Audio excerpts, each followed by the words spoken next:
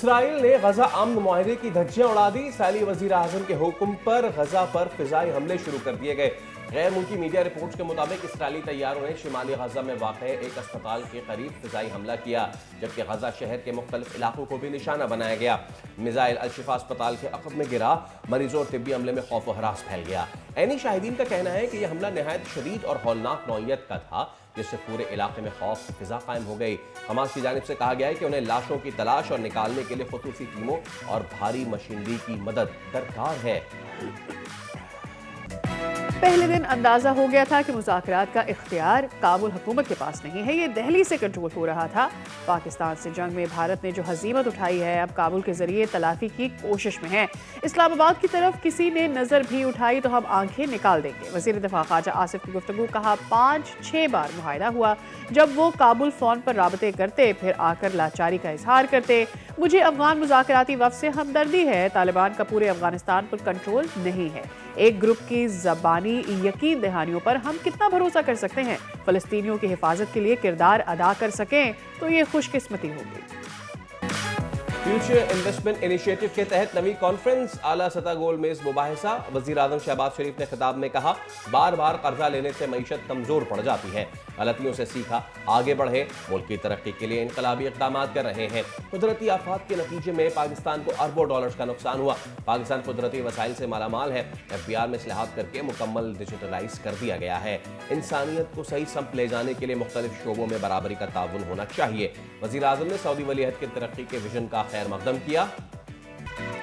Field marshal Syed Asim Munir का मिस्र, उर्दन और सऊदी अरब का तारीखी दौरा। फील्ड मार्शल का अहम अरब ममालिक का दौरा कामयाब मिलिट्री डिप्लोमेसी की शानदार मिसाल है। मिस्र, उर्दन और सऊदी क़यादत का पाकिस्तान की मुसल्लह अफ़वाज पर मुकम्मल एतमाद का इजहार।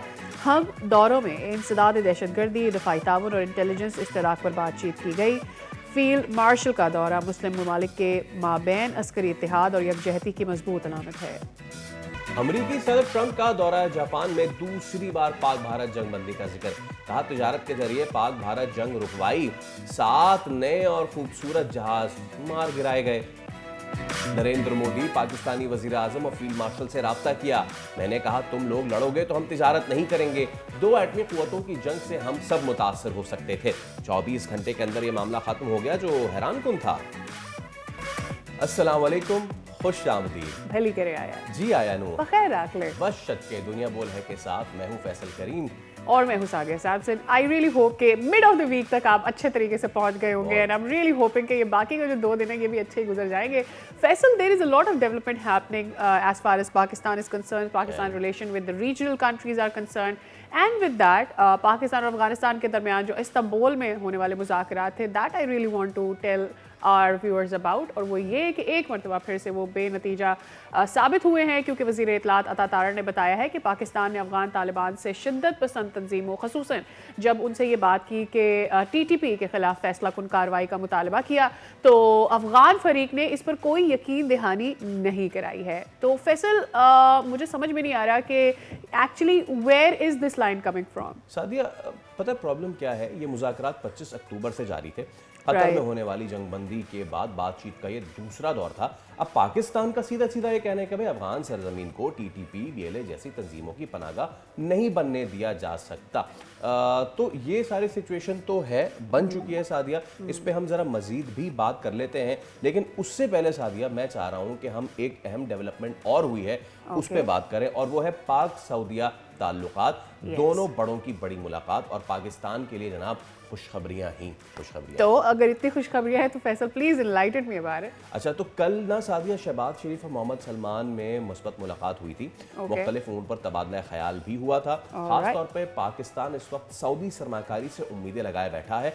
वज़ीर आज़म ने कल फ्यूचर इनिशिएटिव इन्वेस्टमेंट कॉन्फ्रेंस की आला सतह के मुबाहिसे में गुफ्तगू भी की, जिसका लुब्बे लुबाब ये था, trade not at. Yes Faisal, मुलाकात सिर्फ मोहम्मद बिन सलमान से नहीं हुई और वज़ीर आज़म की फ्यूचर इन्वेस्टमेंट इनिशिएटिव के मौके पर वर्ल्ड इकनॉमिक फोरम के सदर, चीफ एग्जीक्यूटिव बोर्ड का भी मौजूद थे, and at the same time हमने देखा कि ये भी एक बहुत ही अच्छी क्यों डेवलपमेंट ये हमारे अच्छी सामने। या अहम मुलाकात क्यों है ये बोरगा फैसल ये बरगद मुलाकात जैसे? आलमी इक़्तिसादी फ़ोरम की क़यादत की दरख्वास्त पर हुई थी ताकि जो वज़ीर आज़म को आइंदा साल जनवरी में डिवॉर्स में होने वाले आलमी इक़्तिसादी फ़ोरम के सालाना इजलास की बाज़ाब्ता तौर पर दावत दी जा सके। So this is a connecting conference अच्छा, हैपनिंग। अब दो सिचुएशंस हैं। Yes. एक जानिब पाकिस्तान पूरी कोशिश कर रहा है आलमी सतह पे उभरने की, और पाकिस्तान की सऊदीया से ये मुलाकात, और इसमें न सिर्फ ये कि पाक सऊदीया ताल्लुकात बल्कि 8,000 से ज़्यादा, जैसे हमने कल भी बताया था कि मंदूबीन, आलमा, इन्वेस्टर्स यहाँ मौजूद होंगे। और दूसरी जानिब एक हमारा पड़ोसी है जो कि मान के नहीं दे रहा है कि हमें तरक्की करनी है। पाक अफ़गान मामले पे हम ज़रा बात कर लेते हैं। हमारे साथ हसन खान मौजूद हैं जो कि माहिर पाक अफ़गान उमूर हैं। अस्सलाम वालेकुम खान साहब, बहुत शुक्रिया आपके वक्त के लिए, सुबह बखैर, और हमारी खुशनसीबी कि आज आप हमारे शो में तशरीफ़ लाए। तो सर, मेरा सबसे पहला सवाल यही है कि बेनतीजा ख़त्म हो गए, पहला दौर 19 घंटे, दूसरा दौर 10 घंटे तक जारी रहा। इतनी लंबी तवील मुज़ाकरात के बावजूद भी अगर बेनतीजा ख़त्म हो जाए तो इससे आप क्या नतीजा अखज़ करेंगे, ख़ास तौर पे एक फ़रीक पाकिस्तान जब भरपूर उसमें पार्टिसिपेशन कर रहा हो और दूसरा फ़रीक तहरीरी तौर पे कुछ लिख के देने के लिए तैयार ना हो?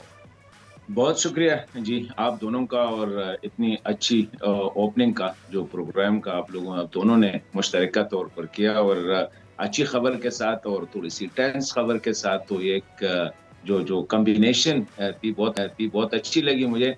और जिस तरह आप दोनों ने कहा कि एक साइड पे पाकिस्तान कोशिश कर रहा है कि किस तरह जो है वर्ल्ड में के साथ इंगेज रहे तरक्की के लिए, इन्वेस्टमेंट के लिए, लेकिन साथ ही जो ये अफगानिस्तान है तो वो एक है प्रोवर्बियल, जिसको हम एक प्रोवर्बियल अल्बेट्रस जिसे कहते हैं, इज अ प्रोवर्बियल बर्ड। तो Afghanistan is an albatross for Pakistan, के ना इसको छोड़ सकता है ना कैरी कर सकता है। और हकीकत भी यही है कि जब तरक्की होती है तो वो खित्ते तरक्की करते हैं, इंडिविजुअल ममालिक मुश्किल से जो है किसी खित्ते में, जब बाकी खित्ता पीछे की तरफ जा रहा हो तो एक मुल्क जो है आगे की तरफ नहीं जा सकता, और ये एक हकीकत है। अफगानिस्तान के साथ ये जो मामला रहा है, जब अफगान तालिबान आए तो पाकिस्तान की बहुत सी उम्मीदें थी कि शायद ये लोग पाकिस्तान में रहे, पाकिस्तान ने मुश्किल वक्त में इनका साथ दिया, पाकिस्तानी अवाम ने इनका साथ दिया, तो बशमूल हुकूमत और अवाम के तवक्को ये थी कि ये पाकिस्तान मुखालिफ जो दहशतगर्द तंजीमें हैं, खासकर बाकी भी तो है, क्योंकि यूएन के रिपोर्ट के मुताबिक तकरीबन 20 टेरर सिंडिकेट से अफगानिस्तान में, और इसमें इंटरनेशनल फोकस लाइक अलकायदा, आईएसके वगैरह, AKOIS वगैरह ये भी है, चाइनीज फोकस ETIM भी है, इस तरह सेंट्रल एशियन फोकस, ये जो IMU है, ईरान फोकस, जैसे रदल वगैरह है। मतलब ये कि हर रीजन और हर मुल्क के लिए वहाँ पे जो है वो सिंडिकेट्स प्रेजेंट मौजूद जी। थे। पाकिस्तान स्पेसिफिक तो TTP, जिसको फितन खवारिज पाकिस्तान ने उसको डिक्लेयर नेम दिया, किया। और ये जो फितनल हिंद है, जो जी। PLA और मजीद ब्रिगेड है, तो तवक्को यही थी। लेकिन बदकिस्मती ये रही कि जब तालिबान आए तो उनके हमलों में बेपनाह इजाफा हुआ, 70% से एब्सोल्युटली। ज्यादा जो है हमलों में इजाफा हुआ। और फिर पाकिस्तान ने हर मतलब है कि तरीका आजमाया तिजारत के वो जरिए, मतलब पाकिस्तान एक carrot bar and bar stick जैसे। हसन साहब वार्न करता रहा, it's not the first time जब से तालिबान कायम हुई है और USA यहाँ से गया है। पहले ये एविडेंस दिए गए पाकिस्तान की जानिब से कि जी वहाँ पर अमरीकी असलहा मौजूद है, और ख़दशा ज़ाहिर किया गया कि इसको अफ़गान तालिबान अगर उनके ये हाथ लग जाता है, वहाँ पर मौजूद ग्रुप्स के हाथ लगता है, तो ये पाकिस्तान के लिए कितना ख़तरनाक साबित हो सकता है। फिर वो हुआ, फिर उन एविडेंस से आगे गए, हमने देखा वहाँ पर फैसल कार्रवाइयाँ की जाने लगी वहाँ से बॉर्डर पार, तो फिर हमने बोला ठीक है जी हमें अपनी फेंसिंग थोड़ी और मजबूत करनी है, फिर एक वार्निंग सेंड की गई थी, लेकिन आफ्टर वार्निंग होती चली गई, एंड ये मसला सॉर्ट होने के बजाय मज़ीद जो है कॉम्प्लिकेट हो गया, which brings me to the fact कि क्यों वाई तालिबान इंटरिम गवर्नमेंट क्यों नहीं चाहेगी कि वो TTP का खात्मा करे। मतलब यस, अपने आप को इमारात कहते हैं, इमारात इस्लामिया, और हसन साहब से मैं यही सवाल भी कर प्लीज लेता हूँ एक प्लीज। कि हसन साहब अपने आप को क्योंकि ये इमारात इस्लामिया कहते हैं, इमारात जिसका मतलब सीधा सीधा ये है कि मुख्तलिफ ग्रोह आके आपके हाथ पे बैत कर लें और आप अमीर बन के बैठ जाएं। तो वो जो अमीर साहब हैं वो किसी भी ग्रोह को नाराज़ नहीं करना चाहेंगे, उनकी इमारत ख़तरे में पड़ जाएगी, और इसीलिए फिर वो ना BLA ना TTP किसी के खिलाफ भी कार्रवाई नहीं करेंगे। Please correct me if I am wrong. बिल्कुल, मेरे ख्याल में आपने एक ज़बरदस्त उस इश्यू की तरफ इशारा किया जिस इश्यू को अभी तक इग्नोर किया गया है कि वो जो अपने आप को खलीफा डिक्लेयर किया है अमीरुल मोमिनीन, और ये नहीं है कि सिर्फ अफगानों के लिए बल्कि मोमिनीन के लिए, और जो ग्रुप आके उनके हाथ बैत करते हैं, स्पेशली ये टीटीपी ने तो बैत की है, और वो अपने हेड जो हेड लेटर हेड होते हैं उसमें अमीर का वो इस्तेमाल करते हैं। तो ये एक हकीकत है, लेकिन देखिए अब वो ज़माना तो नहीं है। अभी अफ़गानिस्तान अफ़गानिस्तान है, पाकिस्तान पाकिस्तान है। अगर अफ़गानिस्तान फिर बदकिस्मती ये है कि पहली दफ़ा नहीं हो रहा है। आपको एब्सोल्युटली। पता है कि 2001-2 में जब इंटरनेशनल फ़ोर्सेज़ आए, जब अमेरिका आया, तो उनका एक ही डिमांड था उस वक़्त अल-कायदा के जो थे इनके अफ़गानिस्तान में थे, और दुनिया यही डिमांड कर रही थी कि इनको या अपने ममालिक में भेज दे या जिनको चाहिए उनके हवाले कर दे। लेकिन उसने उनमें कोई किसी के लिए तैयार नहीं थे। अभी वही फास्ट फॉरवर्ड 25 इयर्स, मतलब है कि 22 साल 25 साल बाद भी वही सिचुएशन दोबारा आई है कि एक और शिद्दत पसंद टोला है जो कि एक और मुल्क पड़ोसी मुल्क के लिए और खासकर पाकिस्तान के लिए वो खतरा है। अफगानिस्तान की सरजमीन यूज कर रहा है, ना सिर्फ सरजमीन यूज कर रहा है बल्कि वहां पे वो जो अंग्रेजी में कहते हैं परमिसिव एनवायरनमेंट भी प्रोवाइड करता है, जिसकी तरफ आपने इशारा किया कि एक ऐसा माहौल प्रोवाइड करता है जहाँ पे उनकी इज्जत की जाती है, जहाँ पे उनको मुजाहिदीन तस्वुर किया जाता है, जहाँ पे उनको हीरो तस्वुर किया जाता है, और पाकिस्तान में उनकी लड़ाई को जहाद जो है वो पेश किया जाता है। तो ऐसे एनवायरनमेंट में मेरे ख्याल में पाकिस्तान के लिए अफगानिस्तान के साथ मजीद आगे जाना बहुत मुश्किल होगा। तो बेहतर यही है कि अफगान हुक्मरान इस वक्त जो है, जिनको जो तालिबान है, उनको ये रियलाइज करना पड़ेगा कि एक मौका पहले भी ज़ाया किया था, और अब अगर उनका रवैया यही रहा तो ऐन मुमकिन है कि ये मौका भी वो ज़ाया करेंगे, क्योंकि दुनिया ये मज़ीद बर्दाश्त नहीं कर सकती। सिर्फ पाकिस्तान एब्सोल्युटली। नहीं है, ईरान, पाकिस्तान, चीन और रूस का जो क्वाड्रिलेटरल 2 दफ़ा उनका जो जॉइंट स्टेटमेंट आया, मुश्तरका बयान जो आया है कि अफ़गानिस्तान में जो है ये टीटीपी, बीएलए, जैश उल अदल, ईटीआईएम, आईएमयू, ये मुख्तलिफ जो सर यहाँ सर, तक कि इंडिया वाले भी आई जी। वांट टू आस्क, आपने खुद भी देखा होगा कल मसूद पशेज़गियान की जानिब से एक ऑफ़र आई कि हम नहीं चाहते, हमारे पाकिस्तान के साथ बहुत अच्छे ताल्लुकात हैं एंड हम नहीं चाहते कि हमारे दो बरादर ममालिक बीट अफ़गानिस्तान और पाकिस्तान के बीच में कोई ऐसी सिचुएशन हो या कोई ऐसी स्कर्मिश हो जिसकी वजह से रीजन की सूरत हाल ख़राब हो, और इकनॉमिकली ईरान और पाकिस्तान हम चाहते हैं कि हम मज़ीद डेवलप हो सके। एक जानिब ये पार्ट है, दूसरी जानिब ये बयान आता है डायलॉग के बाद कि भाई आपने जो ग्रुप भेजा हुआ है उसके पास तो राइट्स ही नहीं है कम्युनिकेट करने के, वो तो अथॉरिटी नहीं है उनके पास। तो कहने का मकसद ये है, अगर ईरान भी मीडिएट करे, टर्की भी मीडिएट करे, कतर भी मीडिएट करे, but if you send a party who doesn't have the authority, for how long will you be able to have dialogue with them? देखिए, अफगानिस्तान का मसला यही है कि वहाँ पे इस वक्त हुक्मरान तबका कौन है। एक है अमीर साहब, एक है काबुल और एक है खोस्त। मतलब ये है कि 3 पावर सेंटर्स है, 3 बड़े ग्रुप्स है। कंदहार अलहदा सोच रहा है, काबुल अलहदा सोच रहा है, और ये जो हक्कानी नेटवर्क है उनके और इनके दरमियान काफी टेंशन, स्पेशली हक्कानीज एंड कंदहारीज के दरमियान तो बहुत ज्यादा टेंशन है। तो आपकी बात बिल्कुल ठीक है कि ऐसे आप इतने संजीदा और इतने अहम इशू पे जहां पे आपने फैसला करना है, सिर्फ बातें नहीं करनी है, कि कोई कॉन्फ्रेंस नहीं था, ना ये कोई वर्कशॉप था, ना कोई ये जो है गेट टुगेदर था, ये एक ऐसा इंटरेक्शन था जिसमें इंटरनेशनल इंटरलॉक्यूटर्स यानी हमारे दोस्त, दो अहम दोस्त ममालिक कतर और तुर्की है, उनकी फैसिलिटेशन हो रही थी, यहाँ पे फैसले होने थे। तो यहाँ के लिए ऐसी डेलीगेशन भेज देना कि जिनके पास इख्तियार ना हो, मेरे ख्याल में आपकी बात बिल्कुल ठीक है। इसका मतलब ये कि वो टाइम बाई कर रहे थे, वो जो है इंटरेस्टेड नहीं है इस इशू को एड्रेस करने में, और उनका ख्याल ये है कि इसी तरह पाकिस्तान को हम इंगेज करके जो है एब्सोल्युटली। ये जो जज्बाती माहौल है, इससे हम निकल इससे जाएंगे, तो तो फिर मसला, वही फिर इसका मतलब तो ये दश्त हुआ ना नवर्दी हसन साहब, होगी। इसका मतलब तो ये हुआ कि Afghanistan is trying to make a fool out of regional countries कि जी हम अमन चाहते हैं, और एक्चुअली वो उस स्ट्राइक से बचना चाह रहे थे जो पाकिस्तान डायरेक्टली उन दहशतगर्दों को टारगेट कर रहा था। बिल्कुल, ये बात आपकी जो है, ना सिर्फ ये, आप देखें ये खवातीन के इशू पे वो 4 साल तक जो है दुनिया को बेवकूफ बना रहा है। जब भी कोई जाता है कहते हैं खवातीन की तालीम का, कहते हैं हम कर लेते हैं, हम अरेंजमेंट कर रहे हैं। इसी तरह इंक्लूसिव गवर्नमेंट्स के हवाले से तो ये ना सिर्फ पाकिस्तान को बल्कि वेरी डायरेक्टली है, वो अपने पाकिस्तान को भी वो उनकी उनकी उनके ख्याल में लेकिन मेरे ख्याल में ऐसा नहीं हो सकता है। आप एक मतलब ये है कि ये तो कोई इंडिविजुअल मामलात नहीं है, ये रियासतों के मामलात है।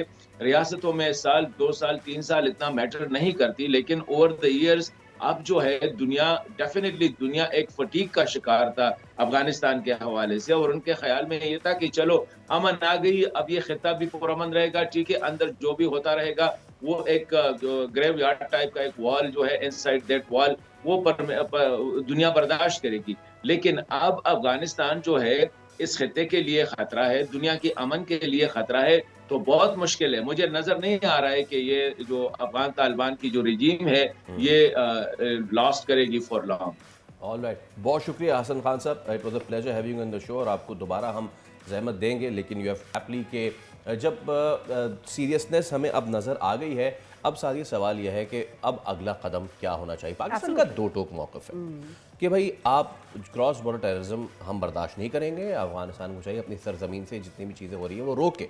अफगानिस्तान का भी दो टोक चीज़ें सामने आ गई हैं कि हम हैं नॉन सीरियस और हम ऐसा कुछ नहीं करने जा रहे। So what is going to be the next move for Pakistan, ये बहुत अहम यस। एंड कल जिस तरह से हमारी इस पर डिफेंस एनालिस्ट से भी बात हो रही थी फैसल, राइट नाउ भी मेरे ख्याल में वही इंपॉर्टेंट है कि Pakistan obviously would not like to go again for the strikes and again target वहाँ पर जितने भी दहशतगर्द ग्रुप मौजूद हैं। But if Afghanistan doesn't do anything और अक्रॉस द बॉर्डर इस तरह की सिचुएशन बनती रही, then Pakistan will always have to take a decision. आपने एक बात की कि Pakistan would not like to have it, क्यों?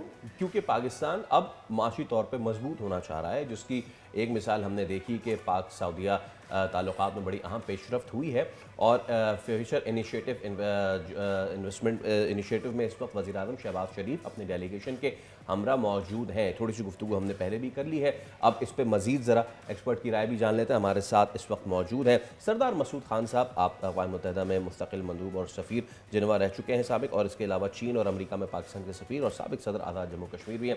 सर अस्सलाम वालेकुम और बेहद शुक्रिया आपके वक्त के लिए। पाक सऊदी ताल्लुकात में ये बड़ा संग मील तो है, कल हमने देखा वज़ीर आज़म ने गोलमेज जो वहाँ पे मुबाहिसा हुआ उसमें भी बात की।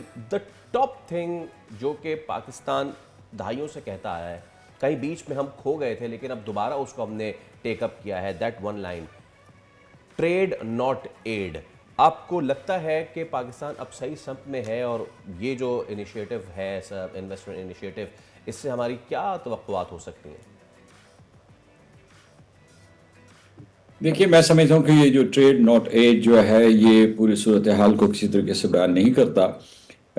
ये हमें कहना चाहिए कि इन्वेस्टमेंट नॉट एड, मतलब ये है कि तजारत तो ये है, उसका इन्हिसार इस पे है कि आपकी अपनी मैन्युफैक्चरिंग कैपेसिटी कितनी, आप कितनी चीज़ें पैदा कर सकते हैं और उन्हें बरामद कर सकते हैं, और ज़ाहिर है जब आप बरामद करेंगे तो वहाँ से दरामद भी होगी और इस तरीके से तजारत बढ़ती है।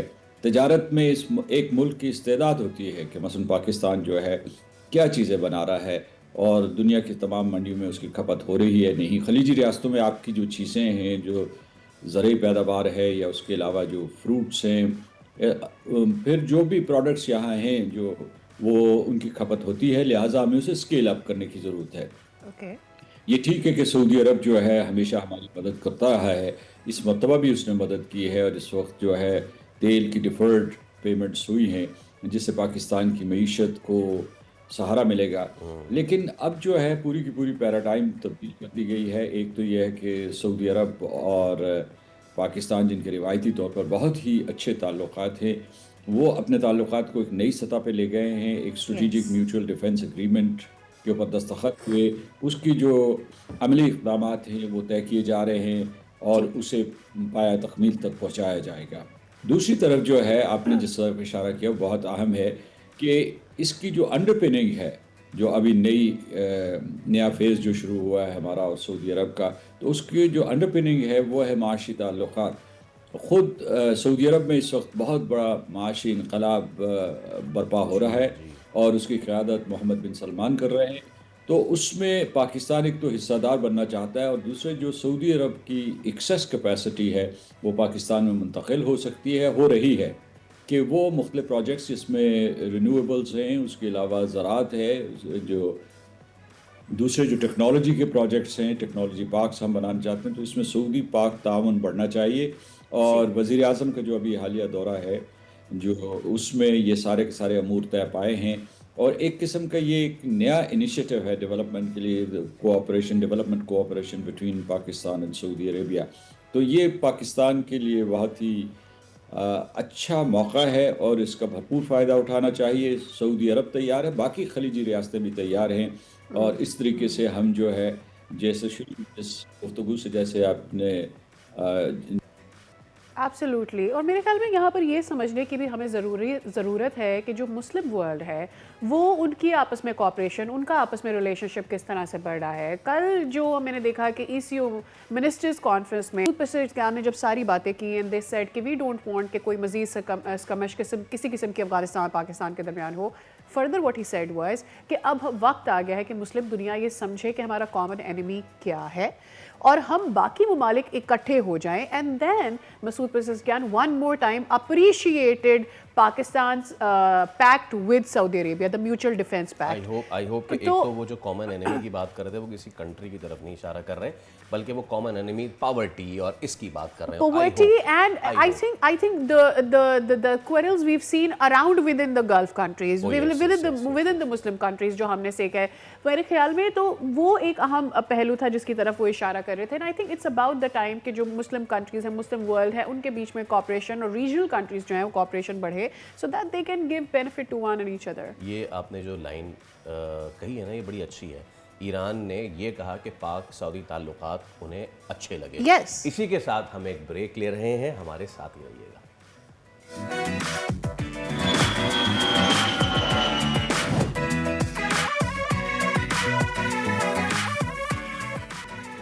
Welcome back. और वही हुआ जिसका हमें डर नहीं था, हम एक्सपेक्ट कर रहे थे। मैं बात करने जा रही हूँ first T20 against south Africa.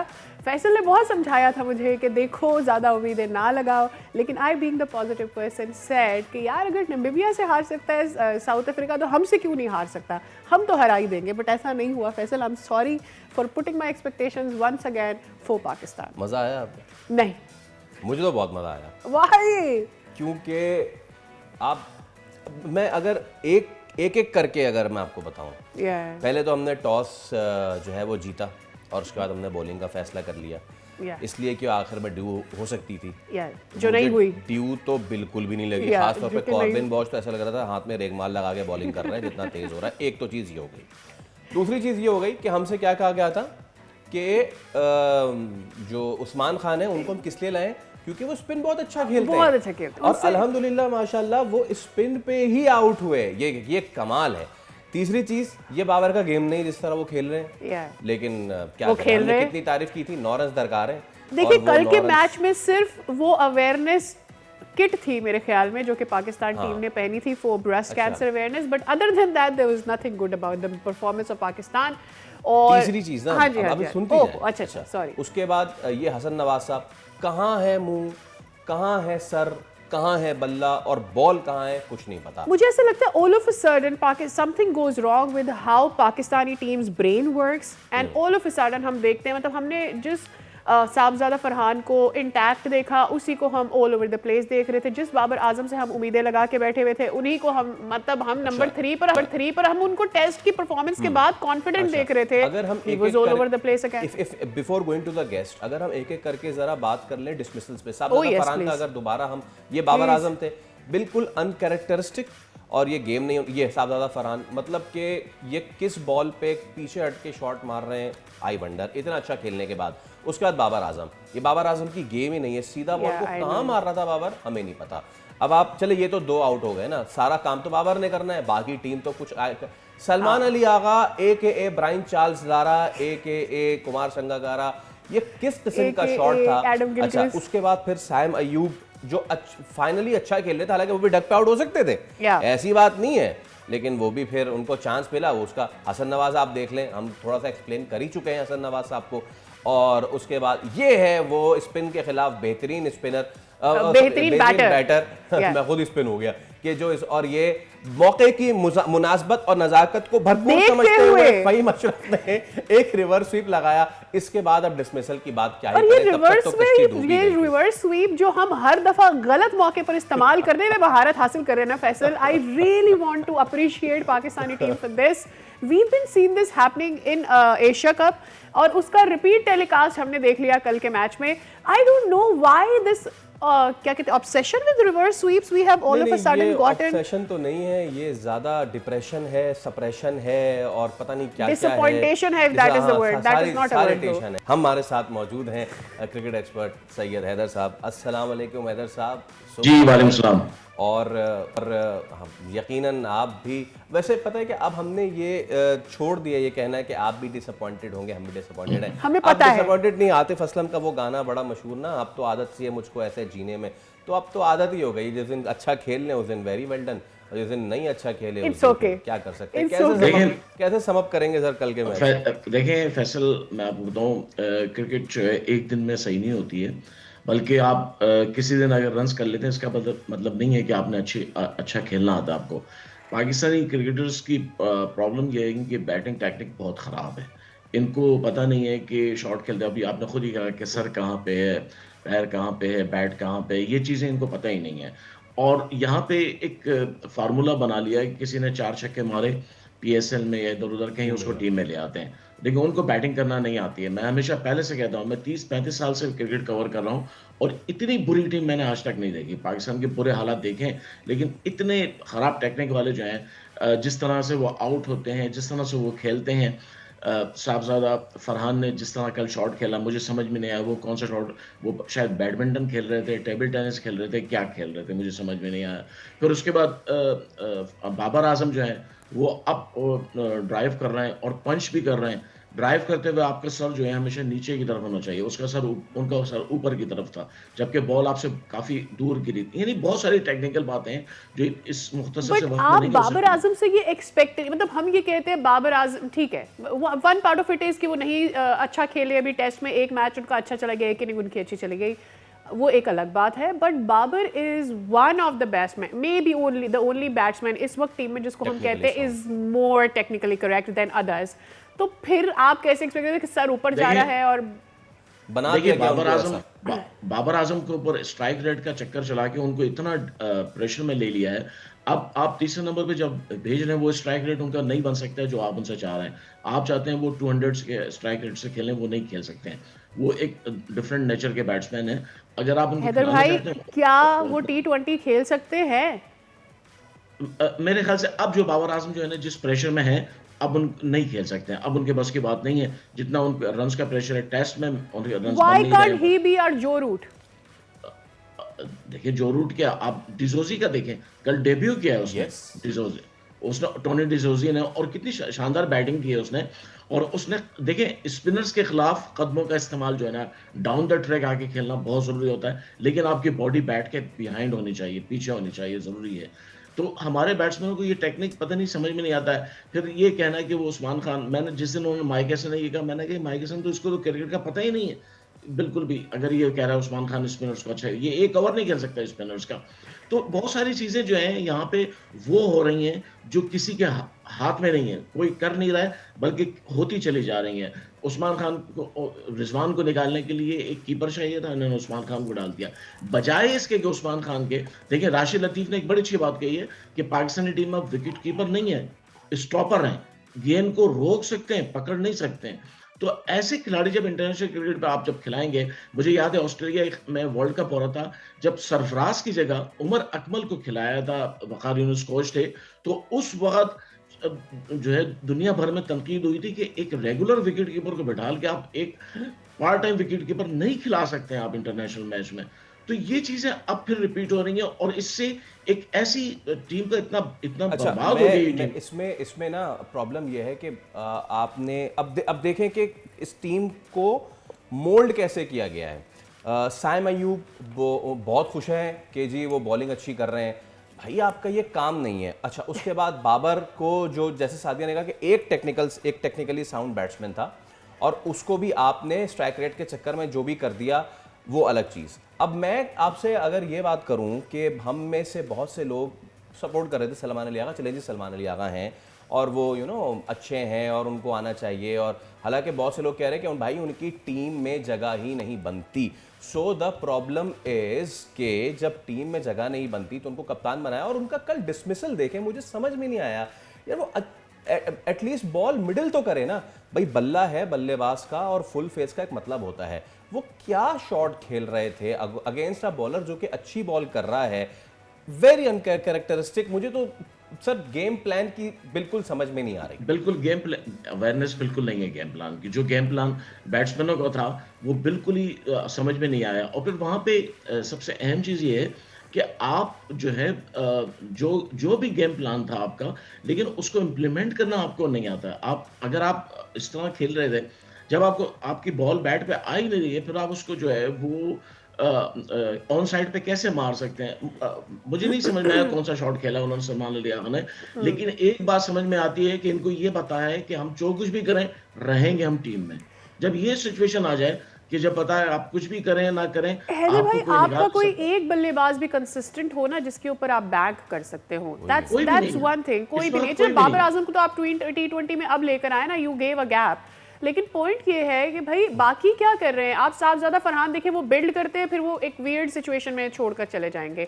Saim Ayub नहीं अच्छा खेल पा रहे थे, शुरू किया लेकिन then he did not continue. Salman Ali Agha चल ही नहीं रहे हैं। We have seen them in Asia cup as well, we saw him today as well, last match as well. तो मतलब आपका कौन सा बल्लेबाज चल रहा है? उस्मान को जिसको आप लेकर आए हैं, नॉट अगेंस्ट द कोई भी स्पिनर्स, नहीं, नॉट कोई अगेंस्ट द भी पेसर्स। देखिए कोई भी नहीं है पाकिस्तान में। जब आप टैप बॉल क्रिकेट से सीधे टेस्ट इंटरनेशनल क्रिकेट में ले आएंगे बैट्समैन को, तो उसके पास टेक्निक कहाँ से होगी? उसके पास बैट स्विंग करना आता है। ये सारे बैट्समैन जितने, चाहे फरहान हो, चाहे हसन नवाज हो, चाहे उसमें सलमान, ये सब बैट स्विंग कर सकते हैं। साइम अयूब हो, इनको टेक्निक का नहीं पता है कि कहाँ पे बैट रखना है, कहाँ पे अपना पाँव रखना है, कहाँ पे सर रखना है, कहाँ पे कोहनी रखनी है, ये कुछ नहीं पता है इनको। ये स्विंग करना जानते हैं बैट को, और बैट जब आप स्विंग करते हैं, अच्छा बॉलर जो होता है वो लेंथ पे बॉल करके आपका स्विंग बैट जो है ना उसको बीट कर लेता है। अच्छा अच्छा, अब बल्लेबाजों पे तो खैर काफ़ी हमने क्रिटिसाइज कर लिया, और भी करते हैं। ज़रा बॉलिंग पे तो आ जाए सरकार। कल जो जिस तरीके की पिच थी, हमें ये बताया गया था कि will be of some assistance to spin and all, ठीक है ना, एक तो ये चीज़ हो गई। लेकिन फिर ये हुआ कि हमारे जो बॉलर्स आए, मुझे एक चीज़ समझ में नहीं आती, हमारी एक ऑब्सेशन क्यों हो गई है with variety of deliveries in the start of the game. आप साउथ अफ्रीकन बॉलर्स को देखें, उन्होंने इतनी ज़बरदस्त लाइन, और बार बार उनके कमेंटेटर कह रहे थे भाईजान top of the off stump, top of the off stump, top of the off stump की उनकी लाइन थी। कोई इतनी ज़्यादा वो जिसको कहते हैं चूहा मार गेंदें जो होती हैं वो नहीं कर रहे थे। शाहीन शाह अफरीदी पहले ही ओवर में और अपने फिर दूसरे ओवर में आके वो नकल बॉल कर रहे हैं, वो स्लोअर वन करने की कोशिश कर रहे हैं। अपनी एबिलिटी पे एतमाद खो रहे हैं क्या पाकिस्तानी पेसर्स? देखिए जब आप ओवर कॉन्फिडेंस हो जाते हैं उसके बाद आप यही करते हैं। सिंपली ये होता है, नई बॉल के बॉलर को ये होता है कि बॉल खुद अपना काम करती है, आपको अपना सिर्फ लेंथ और लाइन कंट्रोल बनानी करना पड़ती पड़ता है। है, या you have to have a control. और कुछ नहीं करना पड़ता है। देखिए हमने भी क्रिकेट खेली, हमें ये बचपन से ये बात बताई गई कि आप नई बॉल पे कोई तजर्बा ना करें, सिर्फ सीधे सीधे आप विकेटों के अंदर गेंद करें, आपको खुद बैट्समैन गलती करेगा। लेकिन हमारे बॉलर्स जो हैं, आप देखें शाहीन शाह अफरीदी ने कल पहला ओवर जो किया है, 5 गेंदें और 4 गेंदें उन्होंने ऑफ स्टंप से बाहर की, और उसको जबकि पता है क्विंटन डी कॉक जो है वो बहुत अच्छा है ऑफ स्टंप से बाहर। और विद दैट हैदर भाई, मैं आपको लेकर आना चाहूंगी, जब शाहीन शाह अफरीदी को आपने वाइट बॉल में कैप्टन बनाया, मेरा पहला क्वेश्चन ये था कि उससे पहले शाहीन शाह अफरीदी की परफॉर्मेंस अच्छी रही है क्या? शाहीन अच्छी परफॉर्मेंस इसलिए ही दे रहा था क्योंकि उसे यकीन दहानी कराई गई थी कि हम आपको कप्तान बनाने जा रहे हैं। That's one part of it. दूसरा, कल हमने खबर देखी, रिजवान हैज़ डिनाइड मैं सेंट्रल कॉन्ट्रैक्ट पे साइन नहीं कर रहा।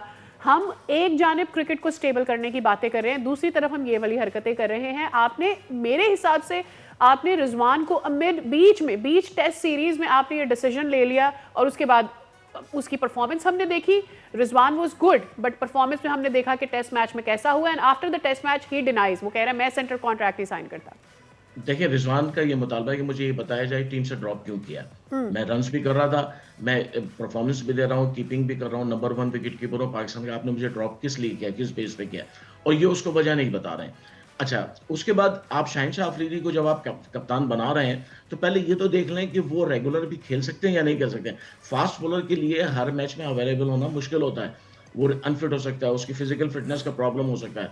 आपने टीम में डिफरेंसेस, राशिद लतीफ ने बिल्कुल सही बात की है, यहाँ पे डिवाइड एंड रूल की पॉलिसी चल रही है कि आपस में इनको लड़ाओ, इनको हर एक को कैप्टन बनाने का झांसा दो, और उसके बाद टीम जो है ना खुद ही पोलराइजेशन होगी और हमारा काम आसान हो जाएगा। अगर ये लड़के मुत्तहिद हो गए, आपको याद होगा इन लड़कों ने मुत्तहिद होकर ज़का अशरफ साहब से अपनी बातें मनवा ली थी, यस सेंट्रल कॉन्ट्रैक्ट। लेकिन अब जो है ये है कि हर आदमी एक दूसरे से लड़ रहा है। सलमान नो अली बट अपनी डू कप्तानी यू पे नो, लड़ रहे हैं, आपको शाहिद याद होगा जब ये भी हुआ था तो उस वक्त बाबर आजम कप्तान था, he stood for the team, जी, एंड फिर बाद में बिल्कुल। वो एक स्कैंडल लेकर आ गए कि जी वो ये फलां एजेंट और ये इनको देख रहा होता है, इसकी वजह से ये हो रहा देखिए है, एजेंट, उसके बाद ही ये सारा एजेंट कुछ इस होना शुरू है। वक्त, देखिए ये बहुत ही गलत जो है कॉन्सेप्ट है। एजेंट इस वक्त सारी दुनिया में दुनिया सारे में है, क्रिकेटर्स के absolutely। हैं।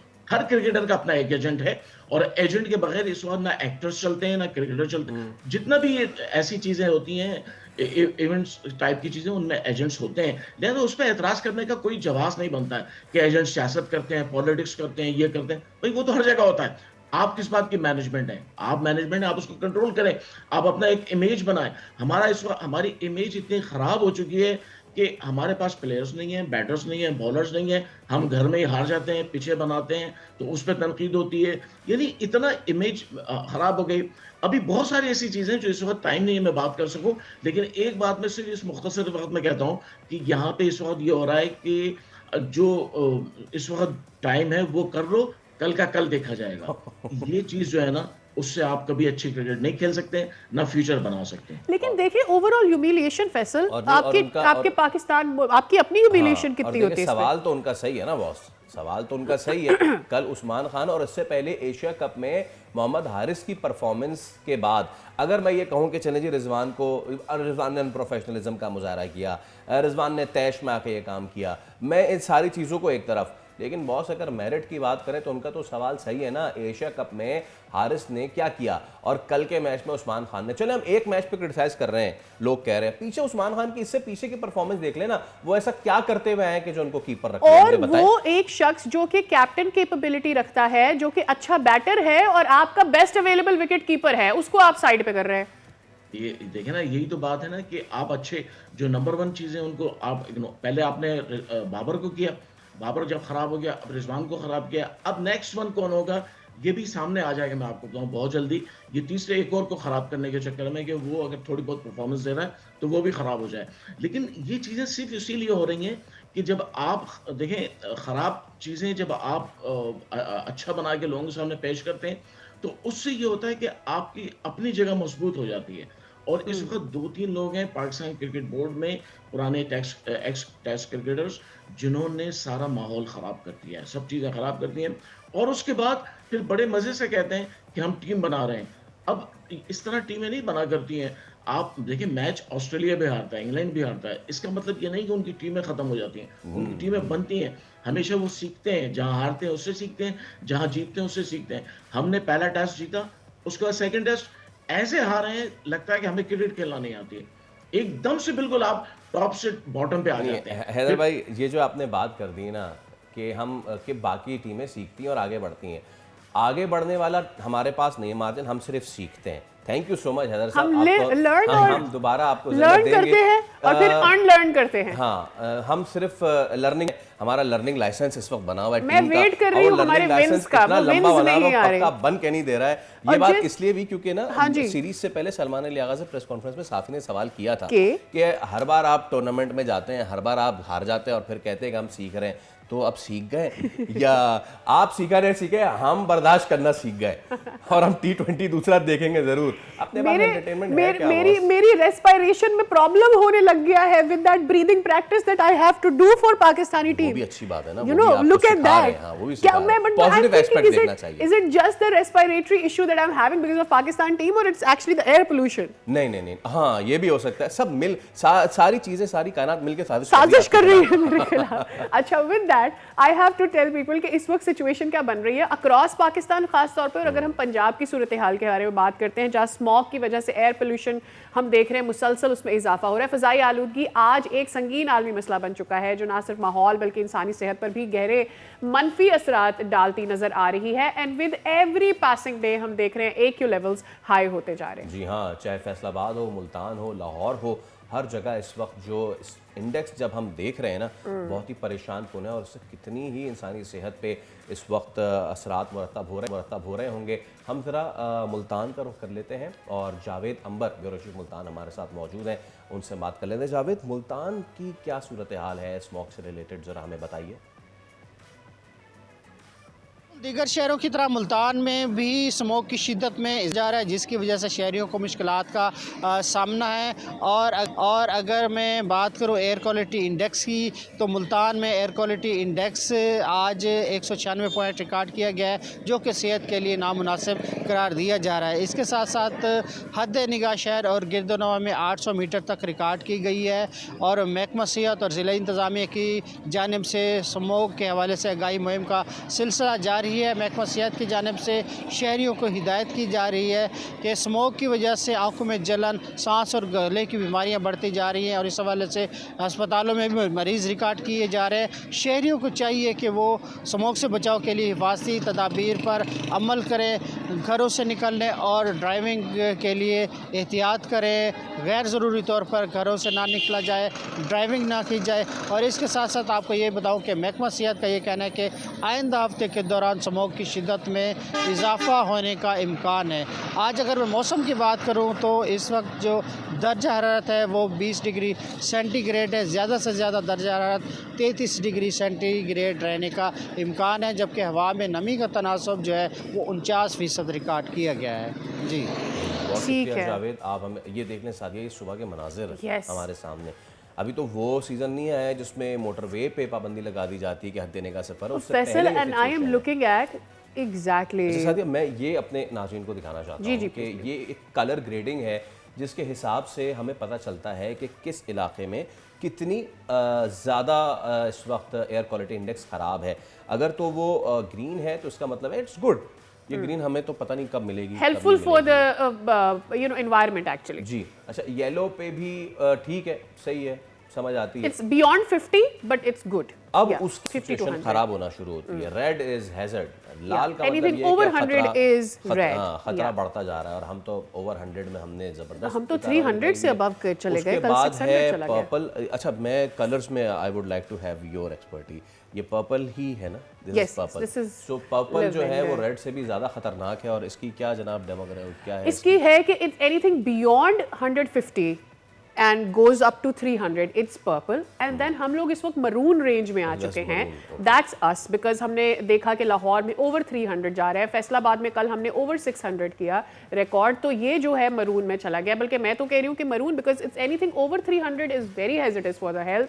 अगर इससे ऊपर की कोई ग्रेडिंग होती मरून के बाद तो शायद वो ब्लैक ही होनी थी, और हम एक्चुअली वहाँ पर लाए कर रहे हैं Faisal, because it's worse right now when it comes to Pakistan these days. But the thing is this कि ये वो सिचुएशन है जो अभी आप थोड़ी देर पहले बात कर रहे थे ना, कि अभी वो वाला वेदर नहीं आया है। मुझे ज़्यादा डर ये लग रहा है कि जब फॉग और स्मॉग मिक्सअप हो जाएगा, जब सर्दी होती है ऑलरेडी उसकी वजह से फॉग होता है, और फिर ये जो ज़रात फ़ज़ा में उड़ते हैं जिसे हमने स्मॉग का नाम दिया है, जब ये मिक्सअप हो जाता है तो आपकी हद निगाह 0 से खतरनाक हो जाती है। मतलब beyond 0 but it you can't see because of the smog as well. तो वो ज़्यादा खतरनाक है। निगाह का तो कुछ तोड़ है भी ना, एहतियाती या। तदाबीर आप कर लें, लेकिन उस हवा का, उस फिजा का क्या तोड़ है कि जिसमें आपने सांस जिसको आप लेनी breathe है। कर रहे हैं, Exactly. absolutely.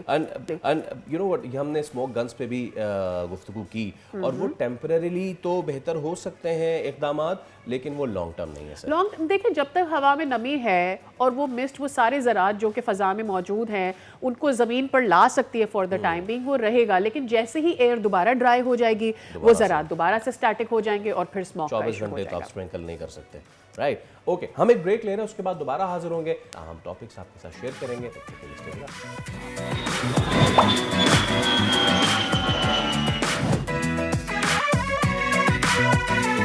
एक बार फिर आपको कहेंगे खुशामदीद। आप देख रहे हैं दुनिया बोल है। हमसे जुड़े रहने के लिए बेहद शुक्रिया। अगर आज आप कराची की सड़कों पे निकलेंगे अपनी गाड़ियाँ, अपनी मोटरसाइकिल लेके, और अगर आप ये सोच रहे हैं कि ये तो आपके जद्द अमजद की सड़क है और आप जैसे चाहें इस पे चला सकते हैं, आप उड़ा सकते हैं, रॉन्ग साइड आ सकते हैं, जो कि आपका पिदराना हक है, ऊपर से आ सकते हैं, विरासत में लिखवा कर आए हैं कि रॉन्ग साइड आप आ सकते हैं। और अगर आप ट्रक ट्रॉलर ड्राइवर हैं और अगर आप ये समझते हैं कि अब किसी को भी मार सकते हैं और मारने के बाद आप ये कहेंगे कि मैं तो यहाँ एहतजाज करूंगा, अब थोड़ा मुश्किल होगा। कितना मुश्किल होगा सादिया, जरा बताएंगे आप? जनाब बहुत मुश्किल होगा, क्योंकि हो गए हैं बहुत सारे चालान। कराची ट्रैफिक पुलिस ने गुज़िश्ता रोज से नाफिज किए गए ई चालान सिस्टम की इब्तदाई रिपोर्ट जारी की है और रिपोर्ट के मुताबिक निज़ाम के आगाज़ के सिर्फ 6 घंटों के अंदर शहरियों पर 1 करोड़ 25 लाख रुपए से जायद के चालान आयद किए गए हैं। मजमूई तौर पे 2662 चालान किए गए। सबसे ज़्यादा 1535 चालान सीट बेल्ट ना बांधने पे हुए। इसके अलावा ओवर स्पीडिंग पर 419 और रेड सिग्नल की खिलाफ वर्जी पर 166, हेलमेट के बगैर मोटरसाइकिल चलाने पर 507, स्टॉप लाइन की खिलाफ वर्जी पर 4 चालान किए गए हैं। और मज़े की बात, 32 चालान हुए मोबाइल फ़ोन के इस्तेमाल, और 7 जो हैं वो कुछ होंगे चले काले शीशे हो गए, गलत पार्किंग हो गई, रॉन्ग वे से आने में। अच्छा, रॉन्ग वे सिर्फ 4। मैं यहाँ पे यही कह रही हूँ, मैं शदीद एहतजाज आपको शकूक व शुबहात है इस पर? मुझे बहुत शकूक व शुबहात है। मैं चाहता हूँ कि पीर मोहम्मद शाह साहब जो हमारे साथ अभी मौजूद हैं भी, मैं उनसे ये दरख्वास्त भी करूँगा, सर मशीनों को दोबारा चेक कराएं, क्योंकि रॉन्ग वे किसी ने रियायत दे दी है, सिर्फ 4 किसी ने रियायत दी है इस पे। और ट्रैफिक पुलिस ने के मुताबिक ई चालान सिस्टम ट्रैफिक कानून पर अमल दरामद, निगरानी और शफाफत लाने का एक बड़ा कदम है। तो जनाब इस सब पे अब ज़रा हम डिटेल में और एक और चीज़ अब इस पे ये भी हो रहा है कि कोशिश की जा रही है कि किसी तरीके से कुछ इस तरीके का बनाया जाए कि सड़कें तो हैं नहीं, तो हम क्या करें, उस पर भी बात कर लेते हैं, लेकिन पहले ज़रा हम बात कर लेते हैं। डीआईजी ट्रैफिक पीर मोहम्मद शाह साहब हमारे साथ मौजूद हैं। अस्सलाम वालेकुम, सुबह बखैर शाह साहब, बहुत शुक्रिया आपके वक्त के लिए। आइडियली तो आप हमारे सेट्स पे आते हैं, लेकिन आज आप नहीं आ सके, लेकिन कोई बात नहीं, you are with us, thank you so much. तो सर मेरा आपसे एक मौदबाना जो गुजारिश थी वो जो है उसको अगर कर सके, रॉन्ग वे के सिर्फ 4, ये मुझे कराची के राइडर्स से ये तवक्को नहीं है, रॉन्ग वे सिर्फ 4, ज़्यादा होंगे सर? देखें, ये सिस्टम अभी उसका उसकी एक इब्तिदा है। ऑफ कोर्स ये सारी चीज़ें आहिस्ता आहिस्ता बेहतर होती जाएंगी, और वन वे जहाँ वायलेशन ज़्यादा है तो वो सिस्टम उसको भी पिक करेगा। अल्टीमेटली लोग जो है ना इससे एजुकेटिव सिस्टम समझे, ना कि प्यूनिटिव और पेनल्टी बेस्ड नहीं है। जैसे आज हम प्रोग्राम करें, लोगों तक बात पहुंच रही है, लोग अपने रवैयों को बेहतर कर रहे हैं। बहुत रश लगा हुआ है हमारे यहाँ एक्साइज में, इससे ज़्यादा रश हमारा ड्राइविंग लाइसेंस ब्रांचेज में है, बहुत ज़्यादा ओवरफ्लोड हैं, ये अच्छी बात है। इसी तरह जो मुख्तलिफ रवैये पक्के हो चुके हैं, सरायत कर चुके हैं हमारी रगों के अंदर, कि जैसे आपने शुरू में बताया, तो वो आहिस्ता आहिस्ता वो टूटेंगे और it will take some time to take roots, और अल्टीमेटली ये एक इर्तिकाई मराइल से गुजरते हुए इवॉल्व होगा ये system. I really hope DIG साहब के इसके अंदर कोई नरमी इस सॉर्ट की ना हो कि थोड़ा टाइम दे दिया जाए कि जी आपके जो लोग हैं, जो सिविल अवाम है, वो इससे सीखेगी और फिर उनको रियायत दे दी जाए, they will get used to it. Because problem ये है, हेलमेट तो हमारा राइडर नहीं चलाता, उसके आगे जो एक बच्चा उसने बिठाया होता है, पीछे एक खातून बिठाई होती है, उनकी गोद में एक बच्चा होता है, दैट्स वन अदर एस्पेक्ट, उसके ऊपर भी चालान होना चाहिए। The whole family goes out for any purpose और वो बाइक पर होते हैं, और उसमें से सिर्फ वो भी मेरे ख्याल में नहीं होता कि एक शख्स ने हेलमेट पहना और बाकी सबको शायद एक्सीडेंट का खुदा ना खास्ता खतरा नहीं होता। देखें, ये जो सिस्टम है ना, एक्चुअली एजुकेटिव इस हवाले से है कि जब आपकी जेब पर सख्ती पड़ती है तो सबसे ज्यादा वही उस्ताद होता है, सिखाता है आपको। जब आप एक दफा पेनलाइज होंगे तो 10 दफा सोचेंगे आप, और इसी वजह से ये 200 रुपए और 400 रुपए की जो पेनल्टीज थी, वो लोग इतना यूज्ड टू हो चुके थे, और फिर ट्रैफिक पुलिस को इतना फ्लाउट करते थे, बल्कि रुकते ही नहीं थे इशारों पर, और अगर रुक भी जाए तो उन्हें पता था कि there is always an option कि वो कुछ ना कुछ दे दिला के निकल जाएंगे, और अगर कोई ऑफिसर ईमानदार है तो क्या होगा, 400-500 रुपए टिकट के वो दे देंगे, और they would continue with their old habits. अब जो सिस्टम है ये डेटरेंस पर बेस्ड है। एक तो एविडेंस के साथ टिकट आएगा, और सेकेंडली वो महंगा होगा। अब आपको 10 दफा सोचना पड़ेगा कि आप हेलमेट लें या टिकट भरें। अब हेलमेट 1500 रुपए का है, टिकट 5000 का है, तो there is a choice whether you Yeah. Save your money और your life. Save your life, बिल्कुल ठीक है शाह साहब। एक चीज़ ये है और मैं ये बीइंग एक कराची के शहरी के समझता हूँ, कई मरतबा देखता हूँ ट्रैफिक सिग्नल पे लोग जो है वो सिग्नल से भी अपनी जो गाड़ी की चोंच है ना उसको भी आगे करके रखते हैं, ठीक है। हमारे पास जेब्रा क्रॉसिंग ना होने के बराबर है, शहर में बहुत कम है, जो हैं वो इतनी घिस चुकी हैं कि अब नज़र भी नहीं आती हैं। मेरे ख्याल से रूल इम्प्लीमेंटेशन बहुत अच्छी बात है, अगर जेब्रा क्रॉसिंग्स को दोबारा से एक तो पेंट कर दिया जाए, विजिबिलिटी उनकी लाई जाए और जहाँ नहीं है उनको बनाया जाए, तो ये भी एक अच्छा इकदाम होगा। इस पर कुछ सोच रहे हैं आप लोग? नो डाउट, जो हमारी इफ्तिताही तकरीब हुई थी उसमें हमारे ऑनरेबल चीफ मिनिस्टर साहब ने ये कहा था कि जो कराची में जो ट्रैफिक इंजीनियरिंग ब्यूरो है, जो कि एक मरा हुआ घोड़ा है, जहाँ पे बहुत अरसे से बिल्कुल उसको कोई बजट नहीं दिया गया, तो उसके अंदर वो एक जिद्दत लेकर आ रहे हैं। वो भी एक बड़ा इनकलाबी कदम है अगर वो हो जाता है इसी एक आध महीने में। तो एक कंपनी जो कराची ट्रैफिक मैनेजमेंट कंपनी है वो मारज़ वजूद में आएगी। इन द मीन वाइल जो हमारे कराची हैं वो उन्होंने वादा किया है, और आपको जल्द ही, बल्कि आज भी मैं आ रहा था तो एक जगह पे पेंट्स हो रहे थे, तो ये तकरीबन 22 सिग्नल्स ऐसे हैं जो कि रीपेंट होंगे। और देखें, रीपेंट तो होते रहेंगे, लेकिन रेड सिग्नल तो सबको नजर आ रहा है। अगर आप जी उसको जी जी जंप जी। कर रहे हैं तो दैट इज नॉट एन यानी कि reason for you to jump the signal because there is no white paint. तो Right, right. लोगों ने, देखें, अगर रोड्स आपके पास हैं और बाइक पे आप जा रहे हैं, कि आप ये कहें कि भाई रोड टूटी हुई है इसलिए मैं हेलमेट नहीं पहनूंगा, या मैं मोबाइल फोन पे बात करता हुआ जा सकता हूँ, या मैं वन व्हीलिंग कर लूंगा, या ओवर स्पीडिंग कोई हैवी ट्रैफिक कर ले, तो आई थिंक हमारे अपने रवैयों में चेंज लानी पड़ेगी हमें। जी साहब, ये जो सेफ सिटी कैमरास है ये हमें अक्रॉस बहुत सारे मसाइल का हल देंगे। ऑब्वियसली ये जो ट्रैफिक के मामलात हैं इसमें भी फिर लोगों सेफ सिटी कैमरास के लिए आपको अच्छी लाइट्स भी चाहिए, सो दैट ये जो सारे ऐसे एरियाज़ होते हैं जहाँ पर ये रॉबिंग वगैरह और इस तरह के वाक़यात होते हैं इनको भी कर्ब किया जा सके। There are lot of streets जो कि जहाँ हम देखते हैं इनिशियली सोलर प्लेट्स के साथ लाइट्स तो कर दी गई थी initiate, but I don't know if the solar panel stopped working there, what happened. आपकी जो कोरंगी स्ट्रीट्स हैं अक्रॉस और बहुत सारी स्ट्रीट्स ऐसी हैं जहाँ से बहुत हैवी ट्रैफिक एंड अदरवाइज भी बहुत ज़्यादा ट्रैफिक गुजरता है, लेकिन वहाँ पर रात में आप बड़ा मुश्किल है ट्रैवल करना। So are we working on this as well when we talk about this e challan के ये सारी चीज़ें और अच्छे से की जा सके?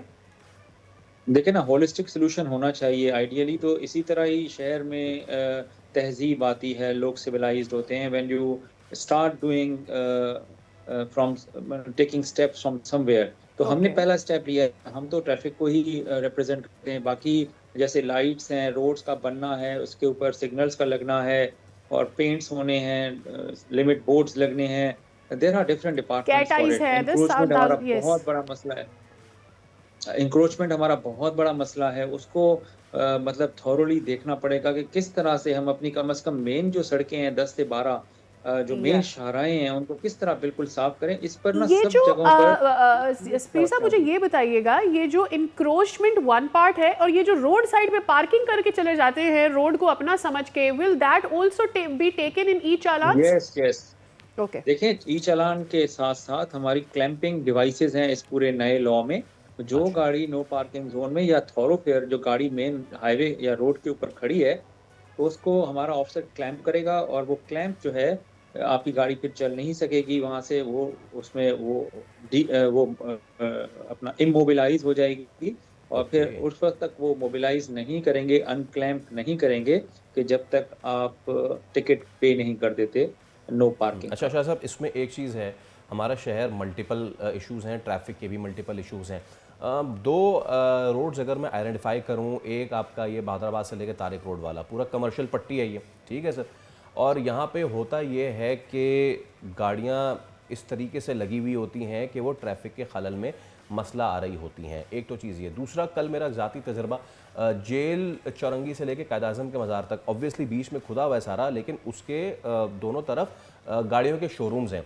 कोई उनको जाके नहीं बताता कि भाईजान आधी रोड तो खुदी हुई है बीच की, आधी रोड पे आपने अपनी नई नवेली दुल्हनें गाड़ियां लगाई हुई हैं, तो उनको भी हटा दो। तो ज़रा इसके खिलाफ भी अगर कोई चीज़ हो सके, प्लस ये जो तारिक रोड वाली चीज़ हो गई, फिर एक टेक्नो सिटी टावर के पीछे वाली जितना भी एरिया है, सदर का पूरा एरिया है, पार्किंग ऑफिसेस ने पार्किंग नहीं दी हुई है। Although it's a long thing, लेकिन पार्किंग नहीं है, मोटरसाइकिल वाले लगा के चले जाते हैं, उनकी गाड़ियां उठा लेते हैं, तो और लोगों को जहां ये एक दो तकलीफ भी जगह है। पर फैसल पार्किंग प्लाजास अगर कहीं है, गनीमत है और वहां पर है, लोग नहीं जाते, दे डोंट वो वांट टू लगाते टेक नहीं। The hassle to go there और वॉक करके वहां से अपनी गाड़ी तो लेकर आए। प्लीज सर जरा इस पे बताइएगा।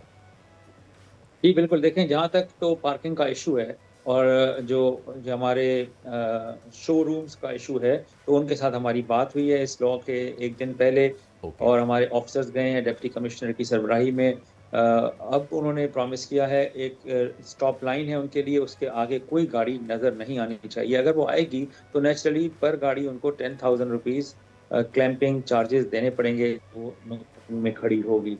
सिमिलरली जो बादराबाद है, और देखें पहले हमने उनको ऑप्शंस देने हैं, there has to be some suitable substitute, जहाँ पर पहले आप उनको बताएंगे, अगर वो वहाँ नहीं जाता और स्टिल वो मेन रोड पे गाड़ी खड़ी करता है, तो फिर आप उसको नो पार्किंग जोन का तो टिकट इशू पिक करेंगे। साहब, कोई उस आप पर लोगों हम ने काम लिमिट कर रहे हैं। सेट की सदर है में हमने for how long we will be taking giving that time to them? Time for parking, ये पार्किंग का टाइम आप पूछ रही हैं? मैं ये पूछ रही हूँ कि हमने क्या टाइम सब समझा है, ये जो रोड पे पार्किंग कर देते हैं, चाहे फिर वो शोरूम्स वाले हों। एक तो ये मेरा कनेक्टिंग सवाल ये है, हम क्राइम को कितना कर्ब कर सकते हैं इससे? देखें हर रोड की ना अपनी क्यूलियर सर्कमस्टेंसेस हैं, हर रोड पर अलग अलग बोर्ड्स लग रहे हैं कि किस रोड के ऊपर किस टाइम पर लोडिंग, अनलोडिंग, पार्किंग और कितनी देर तक पार्किंग हो सकेगी, ये आपको कुछ ही अरसे में नजर आएंगे और उसके बाद ही वो टिकट शुरू होंगे। सेकेंडली जो क्राइम कंट्रोल है, वो चूंकि मैं पुलिस ऑफिसर भी हूँ, तो मुझे आइडिया है कि सेफ सिटी अथॉरिटी एक इनकलाबी किस्म का सिस्टम है, जिसके अंदर फेशियल रिकग्निशन कैमरा है कि गाड़ी में चलते हुए अगर क्रिमिनल गुजरता है तो वो पिक कर लेते हैं और हमें बता देते हैं, और हमारे इस तरह के इंटरवेंशन के सिस्टम्स मौजूद हैं 15 की गाड़ियों के, और सेफ सिटी की जो रिस्पॉन्स व्हीकल्स हैं उनके हर जगह पे पूरे शहर में खड़े हैं, तो वो उनको उठा रहे हैं, पिक कर रहे हैं, काफ़ी गैंग्स बस्ट हो रहे हैं। मैं आपको इतना यकीन दिला दूं कि ये जब पूरी ताकत के साथ फुल यानी कि And when I जो say इसके crime, I रिसोर्सेज के really साथ want to mention like ये जो सारे नंबर प्लेट्स वाले मामलात होते हैं, कोई चुराई हुई गाड़ी चला रहा है, कोई नंबर प्लेट के बगैर गाड़ी जी चला रहा है, will that will be taken up as well? Yes of course, ये तो हमारा मैंडेट है ट्रैफिक पुलिस का कि अगर कोई ऐसी वायलेशन हम देखते हैं, उसको फौरी हम रिपोर्ट करेंगे सेफ सिटी में, और उसके ऊपर एफआईआर होगी। वो तो क्रिमिनल एक्ट है, जी। वो कोई वायलेशन ऑफ ट्रैफिक ठीक है। रूल्स नहीं है, वो सीधा एफआईआर होगी और वो गाड़ी इंपाउंड होगी और बंदा जेल जाएगा। अच्छा शाह साहब, अब ये तो सारी बातें हो गई, अब आते हैं उस अवामी रद्द-ए-अमल पे जो कि हमेशा से आता है। जब भी स्क्रूज टाइट होते हैं, जब भी न्यूज़ जो है उसको ज़रा ग्रिप लगाई जाती है, तो ये चीज़ आती है कि जी आप हमें हेलमेट भी हम पहन लेंगे, हम सीट बेल्ट भी लगा लेंगे, सब कुछ कर लेंगे, हमारी सड़कें सीधी कर दें। Although not in your domain, but still आप तक ये चीज़ें घूम घाम के पहुंचती तो होंगी। तो इससे फिर क्या किया जाए? ये आप ऊपर वालों तक पहुंचाते हैं कि सर ये हमें ये परेशानियां तकलीफ आ रही हैं, आप सड़कें बनाएं और उसके बाद कोई वॉल्यूशन करे फिर देखें। देखिए, हमने जो टिकट्स इशू करना शुरू किए हैं वो उन्हीं सड़कों पे कर रहे हैं जिन सड़कों के ऊपर हम समझते हैं कि वो बिल्कुल ठीक है, जैसे शाहराह फैसल है, शाहराह कायदीन है, फिर सर शाह सुलेमान रोड है, मिलेनियम को जो रोड जाती है वो है, डिफेंस है, क्लिफ्टन है, सदर है, सिंध असेंबली वाली बिल्डिंग है, ये शाहराह खलीकुज़्ज़मा है। तो इनको हमने प्रायोरिटाइज़ किया, और साथ साथ गवर्नमेंट ऑफ जो सिंध है और मेयर हमारे कराची के, वो रोड रिपेयर के ऊपर भी काम कर रहे हैं, सिग्नल्स भी लगने जा रहे हैं। तो जैसे जैसे ये चीज़ें ठीक होती जाएंगी शहर के अंदर, अल्टीमेटली ये हमारा जो फेसलेस ई टिकटिंग का ट्रैक्स निज़ाम है वो वहाँ फैलता चला जाएगा। राइट। और इसकी एक्सपेंशन मैं कब तक एक्सपेक्ट करूँ? For how far we have expanded? कितने रोड से इस वक्त ई चालान कंडक्ट किए जा रहे हैं? कौन सी ऐसी आम सड़कें हैं? एंड अक्रॉस कराची ये सूरत हाल कब हमें नजर आएगी इसकी एक्सपेंशन की? देखें अल्टीमेटली अभी तो देखें 1047 कैमरे और 10,000 ट्रैकर्स पे हम चल रहे हैं। अल्टीमेटली ये 20,000 ट्रैकर्स और 12,000 कैमरे होंगे। और it will take a couple of years, लेकिन हमने एक मॉडेस्ट स्टार्ट ले लिया है। लोगों को एजुकेट इसी सिस्टम ने करना है। एक ही वक्त में पूरी कराची को जकड़ कर आप टिकट इशू करके तो एक सिचुएशन क्रिएट हो जानी थी। तो हमने एक स्टार्ट ले लिया है। लोगों को पता है कि उनके इलाके में अगर कैमरे नहीं है तो कल को आने हैं, they'll have to improve their driving habits, और they happen to visit areas where there are cameras, तो वहाँ तो वैसे भी उनकी पकड़ हो ही जानी है। और फिर हम एक ऐप लेकर आ रहे हैं कुछ अरसे में, और वो ऐप होगी सिटीजन्स के लिए कि अगर दे कहीं स्पॉट करते हैं वो वायलेशन, उसको वो कैप्चर करेंगे उस ऐप में, तो हमारे सेंट्रल डेटा बेस में आ जाएगी और हम उसको चेक करेंगे। अगर वो ठीक वायलेशन होगी तो उस पर भी टिकट इशू हो जाया करेगा। अच्छा तो सर, ये हम मिलकर हाँ, सिटीजन्स को बिल्कुल। इन्वॉल्व करके कम्युनिटी के थ्रू इस सिस्टम को भी हम जल्द ही आपके सामने लेकर आएंगे। अच्छा, कराची में मुझे एक और चीज़ है यहाँ पे, मैं उसको माफिया का नाम दूं या क्या दूं, जो हमारा ये जो मिनी बस माफिया है, लेट इसको सीधी सीधी बात करते हैं। उनके कोई बस स्टॉप नहीं है, उनकी कोई हद रफ्तार नहीं है, जहाँ चाहते रोक देते हैं, पुल के ऊपर रोक के मुसाफिर उतार देते हैं, पुल के ऊपर रोक के मुसाफिर चढ़ा लेते हैं। उनके खिलाफ कार्रवाई या इन सारे चालानों में उनकी भी कोई चालान हुई है, और उनके पास कोई लाइसेंस होता भी है इन मिनी बस ड्राइवर्स के पास? देखें, ये छतों पर लोग बिठाते हैं, जी सबसे बड़ा जो जी, मसला है हमारा छतों पर लोगों को बिठाना, ये तो कैमरों में कैप्चर हो रहा है। टिकट इशू होंगे, ये 15,000 का टिकट है, इनका हैवी टिकट है, और इंशाल्लाह ताला देखें जब तक ये सुधरेंगे नहीं तब तक फिर जेब पर भारी पड़ता रहेगा इनको। और फिर हमारी ट्रांसपोर्ट डिपार्टमेंट है जो कि एक्चुअली इनके बसेस के स्टॉप्स को आइडेंटिफाई करके नोटिफाई करते हैं। उनके साथ हम सीरियस मीटिंग्स चल रही हैं कि हमें पता हो कि कौन सी बस का कौन सा स्टॉप है, ताकि उसके अलावा अगर कोई बस कहीं पर भी ब्रेक मारती है तो वो भी कैप्चर हो जाएगा। तो हमारे मतलब देखें ना, हमने एक स्टार्ट लिया है, it will take some time, evolve होगा। एक बेस आपके पास आ गई है, उसको आपने बिल्डअप करना है उसके ऊपर पिरामिड को, और इंशाल्लाह ताला ये बेहतरीन तरीके से आगे चल के आहिस्ता आहिस्ता ये सारी चीज़ें इसके अंदर इनकॉर्पोरेट हो जाएंगी। डीएजी साहब, मुझे ये बताइए कि आई रिमेंबर जब लाहौर में सेफ सिटी शुरू हुआ था, and I was visiting Lahore, and I heard lot of protest वहाँ पर भी हुए थे, because initially people were not used to it, और उनको लगा कि इतने बड़े बड़े हम चालान क्यों पे करें, और हमारे साथ तो गलत हो गया। लेकिन फिर एक पिक्चर अटैच्ड होती है जो आपको बताती है कि आपने वायलेशन कहाँ पे की है। आई एम श्योर कराची में भी बड़ा इस पर प्रोटेस्ट हो रहा है, सोशल मीडिया तो भरा पड़ा है। कैसा है बैक एंड फोर्थ रिस्पॉन्स? देखें, चेंज जब भी आती है उसके साथ रेजिस्टेंस भी आती है। एक इंसान के अंदर जिबिलत है उसकी कि वो इनर्शिया में बिलीव करता है, जैसा है वैसा रहे, स्टेटस को में अक्सर लोग रहते हैं, और वो आसान भी होता है कि चलो यूज्ड टू हैं इतने सालों से, तो अब आगे अगले साल भी ऐसे ही गुजार दें। लेकिन कौमें वही तरक्की करती हैं जो कि आउट ऑफ बॉक्स सोचती हैं, और हमने तो कोई आउट ऑफ बॉक्स सोचा ही नहीं है। We have not reinvented the wheel. ये वो सिस्टम है जो पूरे पाकिस्तान के मुख्तलिफ शहरों में और दुनिया में राइज है, और पाकिस्तान का जो कराची शहर है वो तो दिल है कराची। तो अब इसके अंदर अगर हम टेक्नोलॉजी को लेकर आएँ और लोग कहें कि आप टेक्नोलॉजी क्यों ले आए हैं, तो फिर हमें जो है ना डिटर्मिनेशन के साथ लोगों को कन्विंस करना पड़ेगा, उनको विन ओवर करना पड़ेगा, उन्हें बताना पड़ेगा कि ये सिस्टम अल्टीमेटली आपकी सेफ्टी और रोड्स के ऊपर सिक्योर मूवमेंट के लिए है। अब आपने हिस्सा डालना है। मिसाल तो हम सब दे देते हैं यूरोप की और दुबई और अमेरिका की, लेकिन जब अपना काम आता है हिस्सा डालने का, तो उस वक्त हम कहते हैं कि मैं अपना हिस्सा ना डालूं लेकिन पाकिस्तान दुबई की तरह या यूरोप की तरह हो जाए। यू सी, आपने एज ए सिटीजन अपना जो है रोल प्ले करना है एज ए रिस्पॉन्सिबल पर्सन और इंडिविजुअल ऑफ सोसाइटी, तभी ये सोसाइटी जो है तरक्की करेगी। थैंक यू सो मच, बहुत शुक्रिया। पीर मोहम्मद शाह साहब डीआईजी ट्रैफिक हमारे साथ मौजूद थे, और इस वादे के साथ कि बनेंगी सड़कें, बनेंगी तो गाड़ी चलेगी तो फिर चालान होगा या नहीं होगा उसका फैसला तो, लेकिन इसमें ताली दोनों हाथों से बजती है Sadia.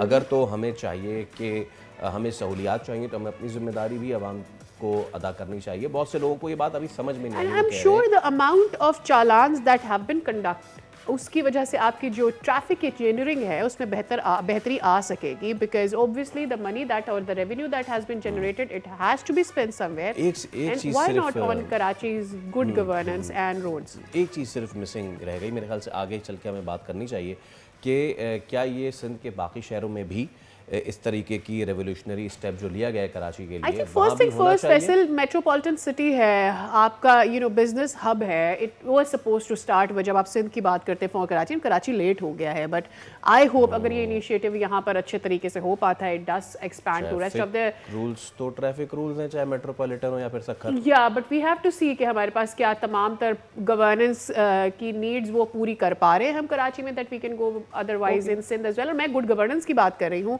Why not talk about Azad Kashmir as well, because वहाँ पर गुड गवर्नेंस के मामलात का ज़रा है कुछ पक रहा है, और वो पक ये रहा है कि मुस्लिम लीग नून और पीपल्स पार्टी दोनों जमातों ने अब ये फैसला किया कि वो आज़ाद कश्मीर में तहरीक अदम एतमाद की हिमायत करेंगे। ताहम मुस्लिम लीग नून हुकूमत का हिस्सा नहीं बनना चाहती है, ऑपोजिशन में बैठेगी, और इस्लामाबाद में मुस्लिम लीग नून की सियासी राबता कमेटी के इजलास की सदारत करते हुए जब एहसन इकबाल साहब ने कल बात की है, तो उन्होंने ये कहा है कि दोनों बड़ी जमातों ने का मकसद जो है आज़ाद कश्मीर में बेहतर हुक्मरानी है, शफाफ इंतखाबात को यकीनी बनाना है। एब्सोल्युटली, उन्होंने ये भी कहा कि नई हुकूमत को जल्द अज जल्द आज़ादाना और मुनसिफाना इंतखाबात कराने चाहिए ताकि एक मुस्तहकम हुकूमत कायम हो सके। और उन्होंने ये भी तस्लीम किया कि इत्तेहादी सेटअप नाकाम रहा है, जबकि अमीर मकाम ने कहा कि जॉइंट अवामी एक्शन कमेटी से मुआहदे पर हर हाल में अमल होगा। ऐसे में पीपल्स पार्टी बहुत मुतहर्रिक नज़र आ रही है। इस सब पे बात कर लेते हैं। बोल के सीनियर पर्सन आदिल अब्बासी आज हमारे साथ मौजूद। आदिल अब्बासी साहब, अस्सलाम वालेकुम और बहुत शुक्रिया सुबह वक्त देने के लिए हमें। पीपल्स पार्टी ने वज़ीर आज़म आज़ाद कश्मीर चौधरी अनवारुल हक को ओहदे से मुस्ताफ़ी होने के लिए दोपहर 2 बजे तक की मोहलत दी थी, और वज़ीर आज़म आज़ाद कश्मीर की जानिब से इस्तीफ़ा नहीं दिया गया। अब आगे का लाहेमल कैसे देखते हैं? वज़ीर आज़म कौन बनने जा रहा है? Do you have any insight? देखिए, ये ज़रूरी नहीं हो सकता है वो उनकी तरफ से आ भी जाए इस्तीफ़ा, लेकिन वोट ऑफ नो कॉन्फिडेंस का ऑप्शन उनके पास मौजूद है, और वोट ऑफ नो कॉन्फिडेंस का के ऑप्शन के होते हुए उनको ज़्यादा परेशानी की ज़रूरत नहीं है। कुछ एक नंबर है वो भी उनके साथ अटैच्ड है, जो उन्होंने तोड़ा है मौजूदा हुकूमत का, जो उनके साथ शामिल हैं और नंबर्स पूरे हैं अपने, वो बताते हैं। इसी तरह PMLN की उनको सपोर्ट है। PMLN ने कहा है कि हम अपोजिशन बेंचेस पे बैठ जाएंगे लेकिन आपको सपोर्ट देंगे, वो इसके लिए तैयार हो गए। तो इसलिए इससे इतना ज़्यादा फ़र्क नहीं पड़ता। उन्होंने इसलिए कहा होगा कि वो एक एक्सरसाइज होती है वोट ऑफ नो कॉन्फिडेंस की, वो ना करनी पड़े, और वो कहते हैं जाएँ अपने नंबर दिखा दें, पूरे कर दें तो मैं दे दूंगा, यानी वज़ीर आज़म आज़ाद कश्मीर कह रहे। तो मेरा ख्याल है इतना मसला नहीं, वोट ऑफ नो कॉन्फिडेंस आएगी। आपका वो भी मैं जवाब दे दूँ कि आपने कहा था कि वज़ीर आज़म कौन होगा, उनके ज़ाहिर 2-3 नाम चल रहे हैं, उसमें PMLN की तरफ से भी कुछ कहते हैं कि उनको भी भेजा गया है कि वो कुछ फाइनलाइज़ करें जो इन्होंने नाम पीपल्स पार्टी ने अपने तजवीज़ किए हुए हैं, तो उसमें से यकीनन कोई आएगा। लेकिन हतमी तौर पे कहना ये मुश्किल है कि किसका नाम सामने आएगा, लेकिन चौधरी यासीन साहब ज़रा उनके सीनियर मिनिस्टर हैं, ज़्यादा एक्सपीरियंसड हैं, तो इट्स क्वाइट पॉसिबल कि शायद वो बन जाएं। लेकिन बहरहाल हतमी तौर पर ये कहना ज़रा मुश्किल होगा कि किसका नाम आता है। The question comes to me, Azad Kashmir की सियासत और मुल्की सियासत किस तरह से मुख्तलिफ है आप देख रहे हैं, ऑल्सो पब्लिक इंटरेस्ट कितना इंपॉर्टेंट है वहाँ पर इस वक्त?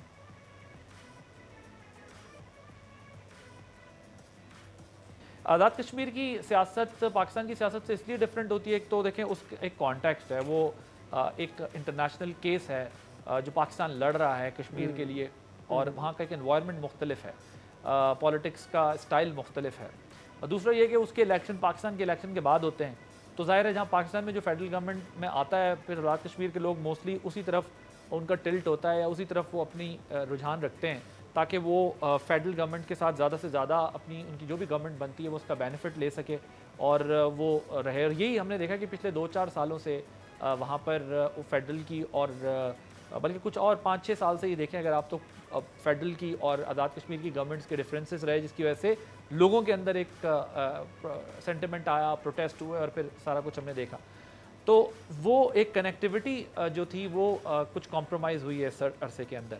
तो ये फ़र्क पड़ता है कि अगर फेडरल और आज़ाद कश्मीर की गवर्नमेंट एक ना हो तो फिर इश्यूज होते हैं। आदिल, पीपल्स पार्टी नून लीग की इत्तेहादी तो है, लेकिन गुज़िश्ता कुछ अरसे से कुछ नाराज़ी भी सामने आ रही है।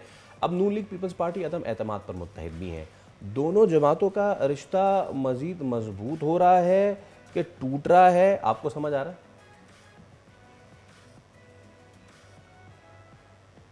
करते हैं असल लड़ाई पीपल्स पार्टी पंजाब और पीपल्स पार्टी सिंध के बीच में हो रही होती है, तो वो जो लड़ाई है वो बयानात की हद तक तो है, लेकिन एज सच तो कोई लड़ाई नहीं है। PMLN वाले तो खुलेआम और स्क्रीन पे आके भी कहते हैं, ऑफ स्क्रीन भी कहते हैं कि यार हमारी अंडरस्टैंडिंग है, हमारे दोस्त हैं, साथी हैं, कहीं नहीं जा रहे, कहीं नहीं जाएंगे। और उनके ज़ाहिर एतमाद की एक वजह है, और उसकी वजह यह है कि जो उनकी बाइंडिंग फोर्स है बिटवीन दीज टू पार्टीज़, उनकी तरफ से भी ऐसी कोई चीज़ नहीं है। तो इसलिए पीपल्स पार्टी और PMLN जो हैं वो उनमें कोई ऐसा संजीदा इख्तिलाफ नहीं है, बस बयानात की हद तक, और ज़ाहिर है कुछ ना कुछ निगोशिएट करते रहते हैं, एक दूसरे से अपनी स्पेस क्रिएट करते रहते हैं। राइट, तो विफाक में हुकूमत क्या, is it all that Noon league right now wants? Because माजी में नून लीग खासी मुतहरिक रही है, आज़ाद कश्मीर के जब इलेक्शंस थे, but right now I mean like वो वोट को इज्जत दो जैसा नारा बार बार आज़ाद कश्मीर में हमें नज़र आता था, now it doesn't look like so, interest नहीं है. What do you think?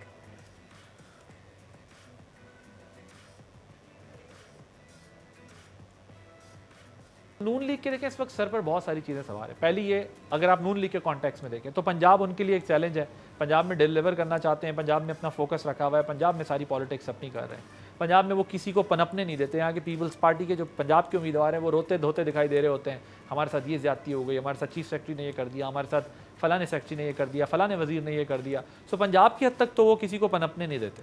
लेकिन इसके अलावा बलूचिस्तान में जैसे उन्होंने पीपल्स पार्टी के लिए स्पेस रखी हुई है कि जी ठीक है पीपल्स पार्टी की गवर्नमेंट अभी वहाँ बनी हुई है, तो अपने लोगों को वो खामोश करा देते हैं. इसी तरह आज़ाद कश्मीर में भी उनके लिए पता है 6 महीने बाद इलेक्शन है, तो 6 महीने की अगर पीपल्स पार्टी हुकूमत लेना चाहती है तो ले ले, कोई मसला नहीं है.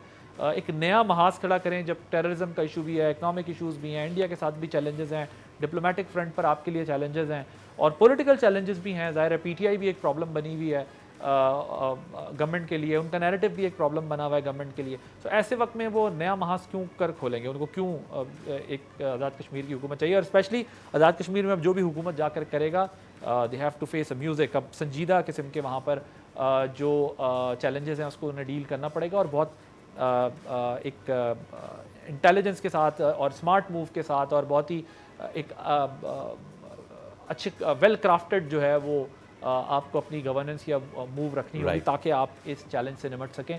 सो इसलिए मेरा ख्याल है वो एक नए महाज में नहीं घुसना. अब आदिल, आज़ाद कश्मीर में बैड गवर्नेंस एक इशू है. शिकवा जो हमेशा से रहा है कि वहाँ के फैसले इस्लामाबाद से होते हैं, शहरी जो है वो सहूलियात के फौकदान का रोना रोते हैं, हालांकि मुल्क के दूसरे सूबों और शहरों में भी सिचुएशन यही है. तो इसको कैसे समाप्त करेंगे?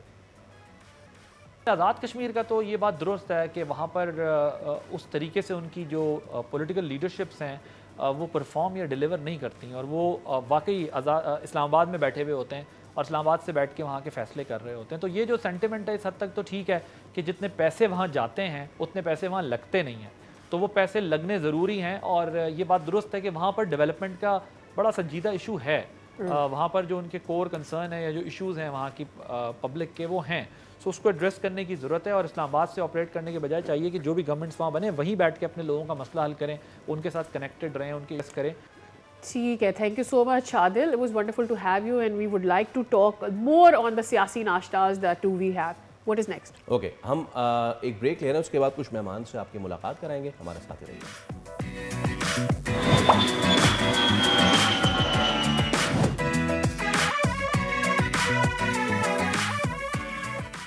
एक बार फिर आपको कहेंगे खुशामदीद. अगेन सादिया, कोई ना कोई दिन किसी जो है अवेयरनेस के लिए अवेयरनेस के लिए जाता मनाने है, के लिए yes. होता है. और आज जो है स्ट्रोक से आगाही का दिन, फालिज से आगाही काल में दिन तो मनाया जाता है हर साल 29 अक्टूबर को. सादिया, मैं अपने जो एस्टीम गेस्ट हैं उनसे भी ऑफ कैमरा बात कर रहा था और उनसे बात करते हुए जो मुझे बातें पता चली, बहुत से लोगों को पता नहीं वो होगी. आई ओपनर होगा फॉर लॉट ऑफ फालिज पीपल. जो होता है वो लोग समझते हैं कि जी किसी बड़ी चीज़ के शाखसाना होता है, लेकिन वो छोटे छोटे सिम्टम्स, वो रेड फ्लैग्स, वो रेड अलर्ट्स अगर आपको आना शुरू हो जाए और आप ये समझें अरे हिचकी आ रही, पानी पी लो, ठीक हो पर जाएगा. हमारे यहाँ अगर आम आंखें तौर कम- पर it is paralysis and stroke. जी. व्हाट एक्चुअली इज पैरालिसिस, मतलब जिसको आप पैरालिसिस आम क्या तौर है, पर, हाँ, स्ट्रोक क्या है और उसके फालिज पीछे यानी reasons स्ट्रोक क्या है? भी वो भी कितनी अकसाम का है. अभी सब हम बता देंगे तो फिर डॉक्टर उबैद खानज़ादा क्या बताएंगे. हमारे साथ मौजूद डॉक्टर उबैद खानज़ादा, न्यूरोलॉजिस्ट हैं. Thank you so much Ubaid साहब. अस्सलाम वालेकुम. Thank you so much for coming. अच्छा जनाब, ये आज का जो दिन मनाया जा रहा है, इसकी अफादियत एक तो, और दूसरा ये कि जब हम बात करते हैं फालिज की, उर्दू में तो फालिज हो गया. अभी जैसे सादिया ने कहा कि पैरालिसिस, स्ट्रोक, क्या ये दोनों एक हैं, अलग अलग हैं? स्ट्रोक खुद कितनी तरीके का है, ज़रा प्लीज़ हमें एनलाइटन कीजिए. बिस्मिल्लाहिर्रहमानिर्रहीम. सबसे पहले मैं बताना चलूँ कि फालिज यानी कि दिमाग के दो किस्म में फालिज होते हैं. एक तो वो कि दिमाग की शरियान होती है, उसके अंदर कोई रुकावट आ जाए, ठीक है, तो दिमाग का वो हिस्सा मफलूज हो जाए, जिसकी वजह से फालिज हो जाता है. दूसरा एक वो कि दिमाग की शरियान के ऊपर प्रेशर ज़्यादा आ जाए तो वो शरियान फट जाती है. जब फट जाती है तो ब्लड क्लॉट हो जाता है, तो उसको हम कहते हैं ब्रेन हेमरेज. ठीक है, ये दो किस्म के फालिज होते हैं. अच्छा, जैसे आपने बताया कि paralysis is not a disease, ये एक सिम्टम है, एक अलामत है जो कि फालिज के अंदर होती है. लेकिन मैं यहाँ पर एक बताता चलूँ कि हमारे यहाँ पे लोगों को यही कॉन्सेप्ट है कि यार फालिज के अंदर पैरालिसिस होता है। फालिज पैरालिसिस के अलावा और भी तरीके से हो सकता है। किसी को चक्कर कंट्रोल नहीं हो रहे, ब्लड प्रेशर बढ़ा हुआ है, वो भी फालिज है। किसी को हिचकियाँ कंट्रोल नहीं हो रही, मैंने खुद बाकायदा ऐसे पेशेंट देखे अपनी ज़िंदगी में कि जिनकी हिचकियाँ कंट्रोल नहीं हो रही है। जब उनका MRI कराया तो उसके अंदर फालिज आया है, दिमाग के बीच वाले हिस्से का। किसी का विजन का प्रॉब्लम हो जाता है तो उसमें भी फालिज हो सकता है। तो फालिज का मतलब ये हुआ कि आपके दिमाग का कोई हिस्सा ठीक से काम नहीं कर रहा, कोई हिस्सा ठीक से काम नहीं कर, ब्लड सप्लाई रुक जाए। दिमाग को अगर 5 मिनट तक ऑक्सीजन नहीं मिले या 5 मिनट तक ब्लड नहीं मिले तो दिमाग डैमेज हो जाता है फालिज की शक्ल में, वो फालिज की शक्ल इख्तियार कर जाता है। ठीक है। और अब मुझे ये बताएं कि मैं कैसे ये आइडेंटिफाई करूं कि कुछ नॉर्मल नहीं है मेरे ब्रेन के साथ। 5 मिनट पहले 1 मिनट होता होगा, 30 सेकंड्स होता होगा, क्या कोई सिम्टम्स होते होंगे इसके? अच्छा, इसके लिए होता है एक वो हमारे पास है fast, FAST fast. Fast F का मतलब कि आपका फेस में डिविएशन होती है, मुंह टेढ़ा हो जाना, ठीक है, इनिशियली ये होता है।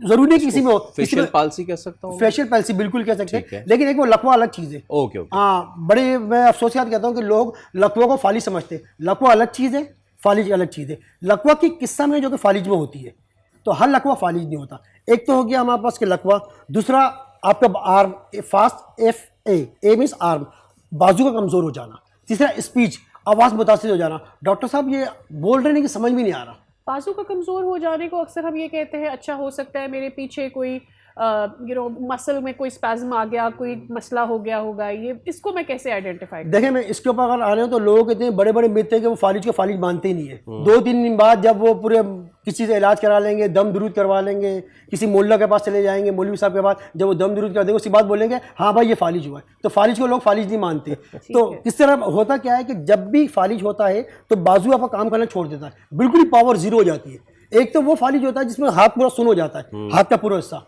ठीक है। एक वो होता है गर्दन का अगर मसला होता है तो उसमें जो सुन पाना होता है उसमें हाथ से चीजें गिरती है, फालिज में ग्रिप खत्म हो जाती है। ओके, ग्रिप खत्म हो जाती है। राइट लेफ्ट कोई भी शोल्डर हो सकता कोई भी हो सकता है, कोई भी। दिमाग का राइट साइड लेफ्ट साइड को चलाता है, लेफ्ट साइड राइट साइड को चलाता है। तो अगर लेफ्ट साइड में फालिज होगा दिमाग के तो राइट साइड काम नहीं करेगी, राइट साइड पे फालिज होगा तो लेफ्ट साइड काम नहीं करेगी। फास्ट का टी रह गया। हाँ, तो फास्ट में एस भी रह गया, एस भी रह गया। एस में स्पीच, स्पीच बोल दिया था और टी से टाइम। तो फौरन जो है ना आप उसको पेशेंट को हॉस्पिटल शिफ्ट करें।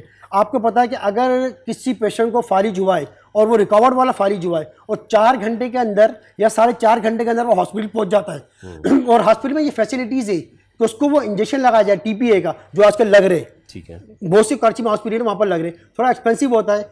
अल्हम्दुलिल्लाह मेरे ख्याल में कार्डिक सेंटर में शुरू हो गया वो। ये क्या करता है इंजेक्शन? ये क्या करता है, जो क्लॉट बना है, जो रिकवर्ड बनी है उसको तोड़ देता है। ओके, लेकिन उससे पहले एक प्रोसेस है, जाके टीका नहीं लगाना। आप किसी सही डॉक्टर के पास जाएंगे तो पहले वो आइडेंटिफाई करेगा। वो आइडेंटिफिकेशन का तरीका मुझे बताएं। आइडेंटिफिकेशन तरीका ये होता है, मैंने आपको कहा, दोबारा मैं बता रहा हूँ कि आवाज़ का अचानक नहीं, अब मिसाल के तौर पर मेरा किसी का खुदा न खास्ता कोई पार्ट और डिसेबल है इन अ वे कि वो सही से काम नहीं कर रहा, वो पैरालिसिस या स्ट्रोक सस्पेक्ट कर रहा है। अब वो डॉक्टर के पास जाता है, दिल गेट द MRI डन, क्या प्रोसेस होगा, लोगों को पता नहीं होता इस बारे में। अच्छा देखिए, एक तो होता है छोटा फालिज, हाथ पाँव ने काम करना छोड़ दिया, कोई भी एक साइड, राइट साइड या लेफ्ट साइड, या आवाज़ चली गई, डॉक्टर साहब मुझसे बोला नहीं जा रहा था, या डॉक्टर साहब मेरी आंखों का आगे अंधेरा आ गया था, मेरा विजन बिल्कुल ही चले गया, 4 घंटे बाद ठीक हो गया।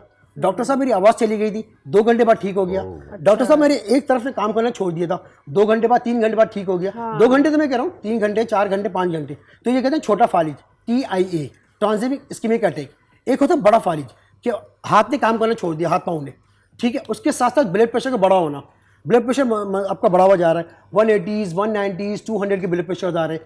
आवाज़ का मुतासिर होना, बिनाई का मुतासिर होना, हिस्सियाँ कंट्रोल में नहीं आना, चक्कर शदीद आना, चक्करों के साथ साथ ब्लड प्रेशर का बड़ा होना, ये तमाम अलामत होती है।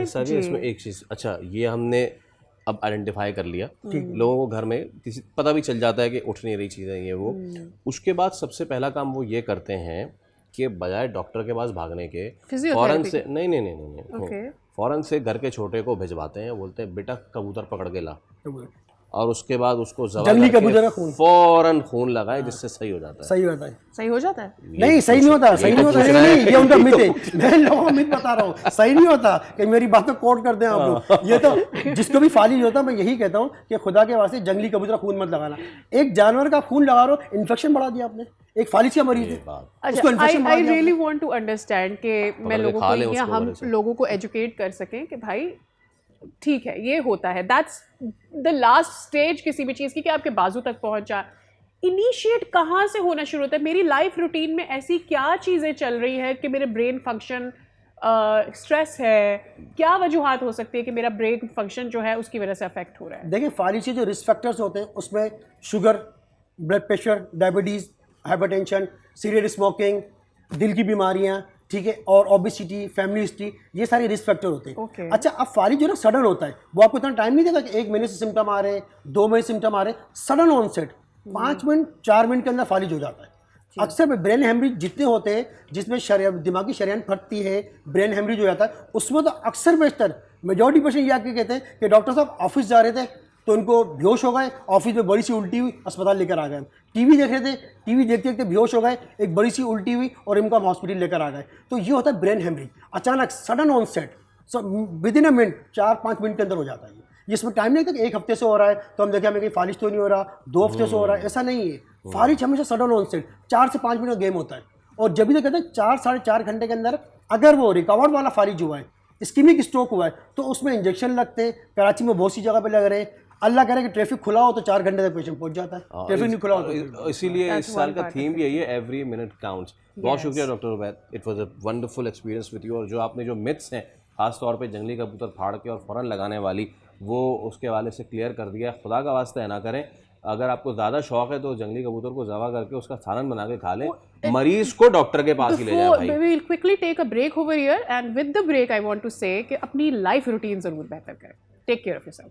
Taking a break. जंगली कबूतर फ्राई भी कर सकते हैं।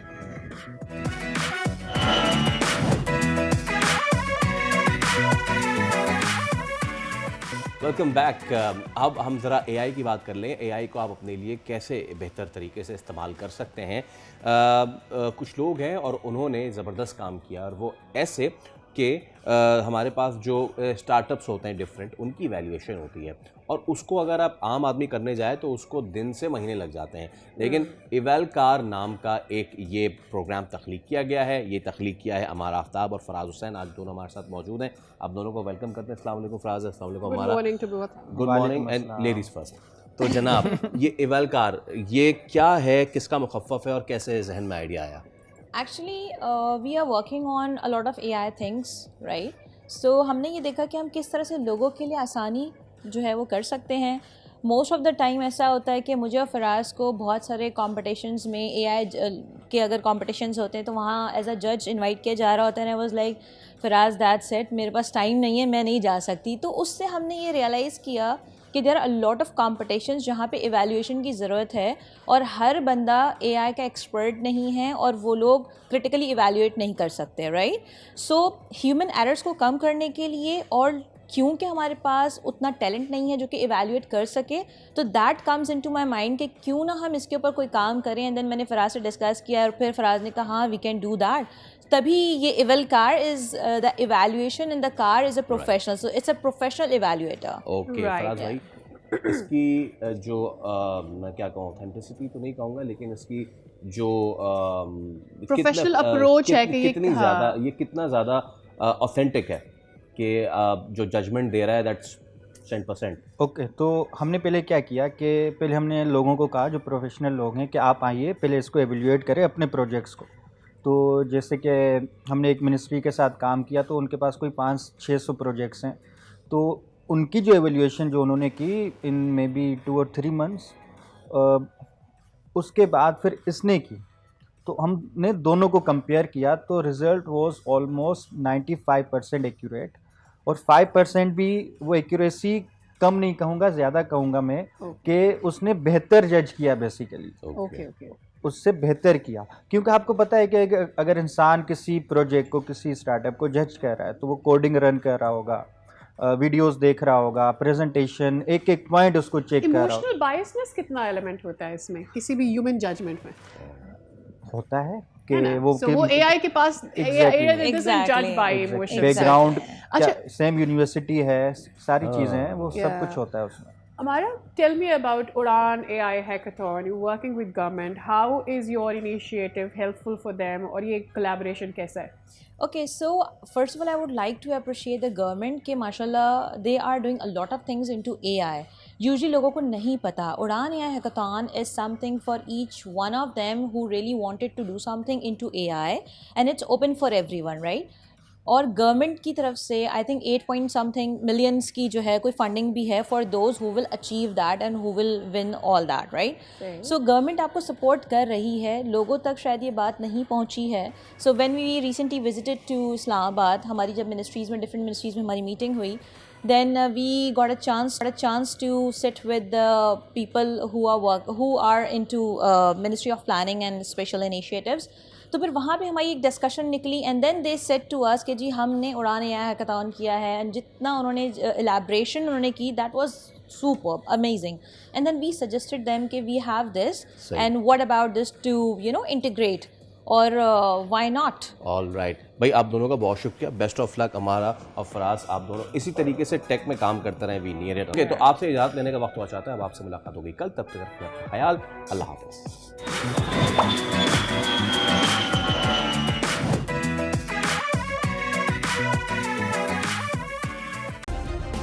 सब्सक्राइब करें और बेल दबाएं ताकि कोई खबर रह न जाए।